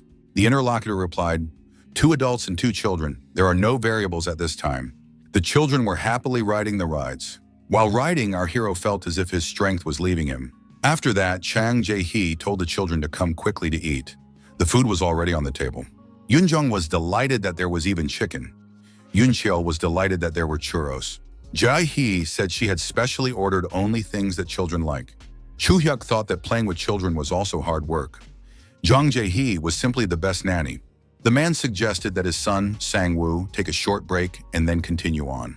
Sang-woo and his father sat down nearby to rest. Chu Chun-hyuk thought that these security guards were getting on his nerves. Of all the places, they had to sit right here. At one point, Choe Chun-hyuk and Sang-woo's eyes met. The young man wondered, what is this boy looking at? On the roof of one of the amusement park buildings, there were criminals hiding in animal costumes. They were conducting secret surveillance using binoculars. One of the criminals asked if Purple had checked everything. The guy sitting next to the target is Cho Chun-hyuk. His partner asked who he was. Purple replied that Cho Chun-hyuk was an irregular. The observer said that an irregular is an unexpected factor. This man seems to have no connection to the target, but if something goes wrong, everything could go awry. Purple asked, "Are you really suggesting we change the plan, Black?" Black said that was out of the question. However, if a new factor had appeared, it would have to be taken into account. If Choe Chun-hyuk suddenly intervenes, Yellow and Blue will deal with him. Green should be able to take care of the regular guards on his own. Purple and he were quite capable of eliminating the target. Yoon-chul continued to enjoy his chicken. At one point, he noticed that the boy at the next table was watching him intently. Yoon-chul handed the chicken to the boy and asked if he wanted to eat together. "This stuff is very crispy and delicious," he added. Yoon-chul said that he usually had to eat alone, but today he would make an exception and share. Sang-woo looked at the tempting piece of chicken with appetite. The guards noticed the boy who had decided to talk to Sang-woo. One of the guards told them not to offer the young gentleman questionable food or strike up a conversation with him. This was a warning. Yoon-chul was confused and apologized. Chun-hyuk was indignant. Had these guys completely lost their minds? Why were they scaring a child?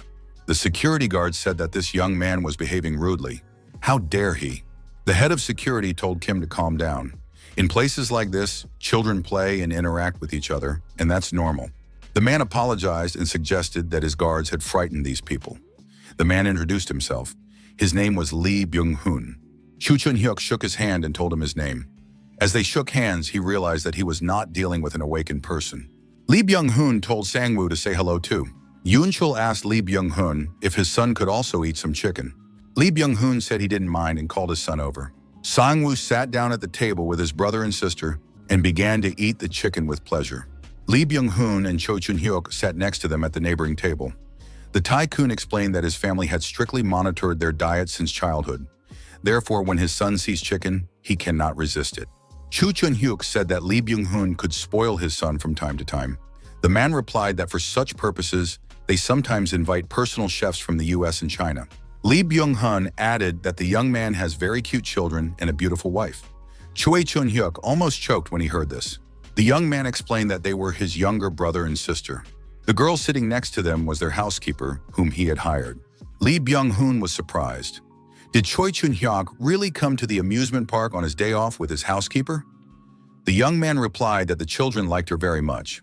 Our hero noticed a smile on his interlocutor's face and thought that it annoyed him. What else could he have imagined? Lee Byung-hun said that he didn't want to disturb this family anymore, and turning to his son, added that it was time for them to leave. Yoon-chul suggested that Sang-woo meet up again sometime and play together. Sang-woo agreed and said goodbye until the next time. The criminals on the roof of the neighboring building reported that the target was starting to move. That meant it was time for them to move as well. However, they were to act only when the target was far enough away from Cho Chun-hyuk. Lee Byung-hoon asked his son if he was upset. The boy replied that he was not upset. His father said that Sang-woo's expression gave a lot away. He had friends at school, didn't he? Sang-woo admitted that he had friends at school, but he wasn't sure if they were real friends. There, he was the grandson of the head of the Shinsung group. His father explained that school is a miniature version of society. In any society, there is always a hierarchy. They are at the top. Lee Byung-hoon added that friends are just an illusion. The boy noticed a man in black in front of him, hiding his face behind a mask. The stranger raised his sword and drew it from its sheath. Lee Byung-hoon looked back and saw another man, just like him, behind him.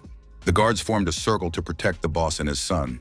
The head of security, Mr. Kim, shouted that it was an ambush and that they had to protect the boss. Kim asked who they were and demanded that they identify themselves immediately. Sang-woo was frightened and clung to his father. The whole chicken was eaten, and Choi Chun-hyuk said he was about to burst. Yun-chol noted that he was also very full. The younger brother remarked that it was the most delicious food in the world. He asked his older brother if he could play with Sang-woo some more. Chu-hyuk refused. The child was surprised. Chu-hyuk explained that Sang-woo probably hadn't been out with his dad in a long time, and they shouldn't take away this precious time from them. Suddenly, someone screamed in fear. The young people were surprised and looked in that direction. The frightened people shouted that there were criminals there and ran in different directions. Someone demanded that the police be called immediately. Choi Chun-hyuk was surprised. What could have happened there? He told his brother and sister that they also needed to leave quickly. Yun-chol was surprised. Did his brother really want to run away? Why didn't he want to help those people? After all, Cho Chun-hyuk was very strong. The young man replied that the police would be here soon.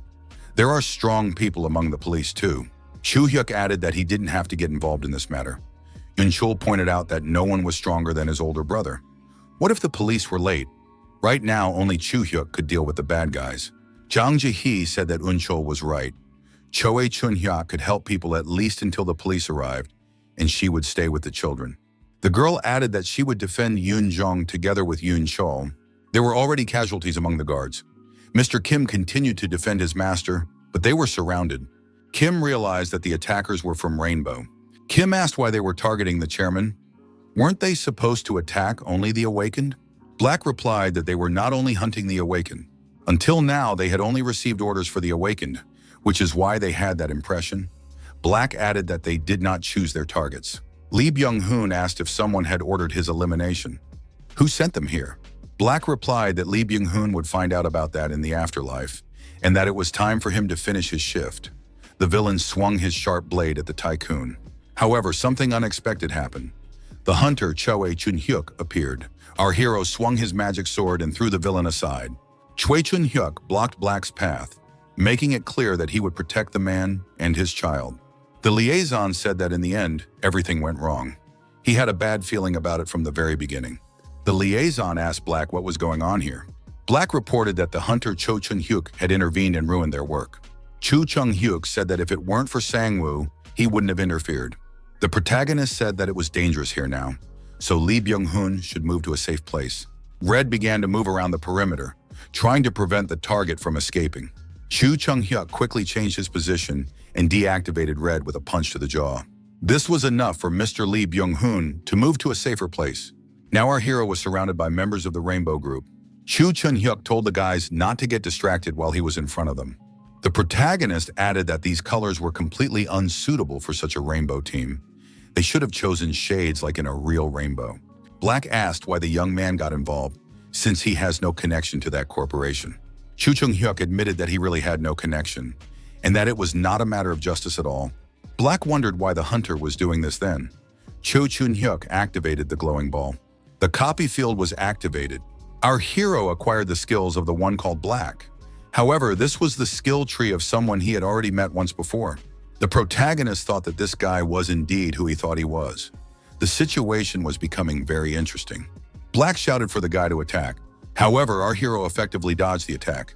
Cho Chun-hyuk jumped high and kicked Yellow in the head with both feet. Cho Chun-hyuk said that if he had a weapon in his hands, he would have acted differently. The protagonist added that in that case, none of those present would have had their heads left on their shoulders. However, today was his first time going for a walk with the younger ones. Cho Chun-hyuk noted that he should not show children how people are really dealt with. Black asked what that meant. Chu Chun-hyuk replied that he would not destroy them. He suggested that they fight him here to the end, or that Black take his wounded men and get out of there. Purple and Yellow were deactivated and lying on the ground. Green and Black were still standing. Purple got up and asked if Black wasn't going to believe his words. Would this guy really let them go if they said they were leaving? Green said Purple was right. Besides, if they failed the mission, Rainbow's reputation would suffer. Chu Chung-hyuk said that the three of them couldn't do anything against him. 2 of the 5 were already deactivated. Did they really think they could take him on? Black said they were retreating. They had to take Red and Yellow with them. Green said they couldn't just run away. Black replied that now is not the time to discuss anything. They must do as they are told. Black added that he wouldn't warn them that they would meet again, and noted that they never meet a second time. Lee Byung-hoon asked why Cho Chun-hyuk let these people go just like that. Chu Chun-hyuk replied that he offered them a choice not just out of boredom. If he hadn't given them a chance to back down, they would have fought to the last. There could have been casualties, even among civilians. The protagonist asked if that was what the rich man wanted. Lee Byung-hoon replied that that was not what he meant. By this time, reinforcements had arrived, and there were many more guards. The head of security asked the young gentleman if he was all right. He replied that as soon as they received the message about the attack, they immediately arrived with the guards on alert. Lee Byung-hoon asked in surprise why they had only arrived now. The awakened guards said that young Master Byung-ho had unexpectedly called them. He apologized and admitted that he was a little late. Lee Byung-hoon said that it couldn't be called a little late. Because of that little, he and his son could have been seriously injured. Lee Byung-hoon pointed to our hero and said that if it weren't for this guy, he would be in big trouble. However, there was no one left where Lee Byung-hoon was pointing. Choi Chun-hyuk had managed to leave. The next day came. The young man reflected on what had happened the day before. Our hero was sure that Black was someone he knew. He wasn't a villain. So why was he doing such things? Was this his second job? The young man thought that it was time to activate the portal generator in the dungeon. When he received it in the treasure dungeon, he thought that portals would start appearing everywhere. However, there was no sign of that yet. Choi Min approached our hero and greeted him. He asked if Choi Chun-hyuk was busy. The protagonist asked what was going on. Choi Min took out a can of beer and offered to drink, since they hadn't seen each other in a long time. The young men sat down at the table and continued their conversation while drinking beer. Chu Chun-hyuk asked what had happened to Choi Min after all. He didn't look very well today. Choi Min said that there had been changes in their guild. Their guild was merging with another guild. This had been discussed for a long time. Most hunters with the second awakened form and above had renegotiated their contracts on better terms. For those like him with the first awakened form, the terms were getting worse. They wanted to save on salaries. Choi Min said that if anyone is unhappy, they are welcome to terminate their contract. Chu Chun-hyuk asked what Choi Min was going to do. The young man replied that for now, he would continue hunting as part of the party and look for a new guild. Choi Min admitted that they had been thrown out like trash. Chu-hyuk now understood why his friend had suggested they go for a drink, because he was feeling down. Choi Min admitted that he suddenly felt like drinking. But apart from Choi Chun-hyuk, he didn't want to do it with anyone else. Chu-hyuk said that maybe it was for the best, and added that Choi Min shouldn't worry. The protagonist suggested taking advantage of the opportunity and joining his mercenary group. Chu Chun-hyuk said that he hadn't suggested it earlier because Choi Min was already in another guild. But for him, this guy had always been his #1 candidate. Choi Min thanked him for the offer, but said that he felt awkward calling Choi Chun-hyuk guild leader. The protagonist said that formalities were unnecessary here. Chu-hyuk added that officially, he was the leader, and in that case, Choi Min would be his deputy. But they could address each other as usual. Choi Min was still hesitant and thinking about something. In the end, he agreed, but asked if Choi Chun-hyuk would pressure him using his authority. The protagonist laughed in response. Chu Chun-hyuk asked if he started doing that. Would Choi Min put up with it? Choi Min said that in that case, he would respond appropriately. At that moment, the dungeon portal generator lit up,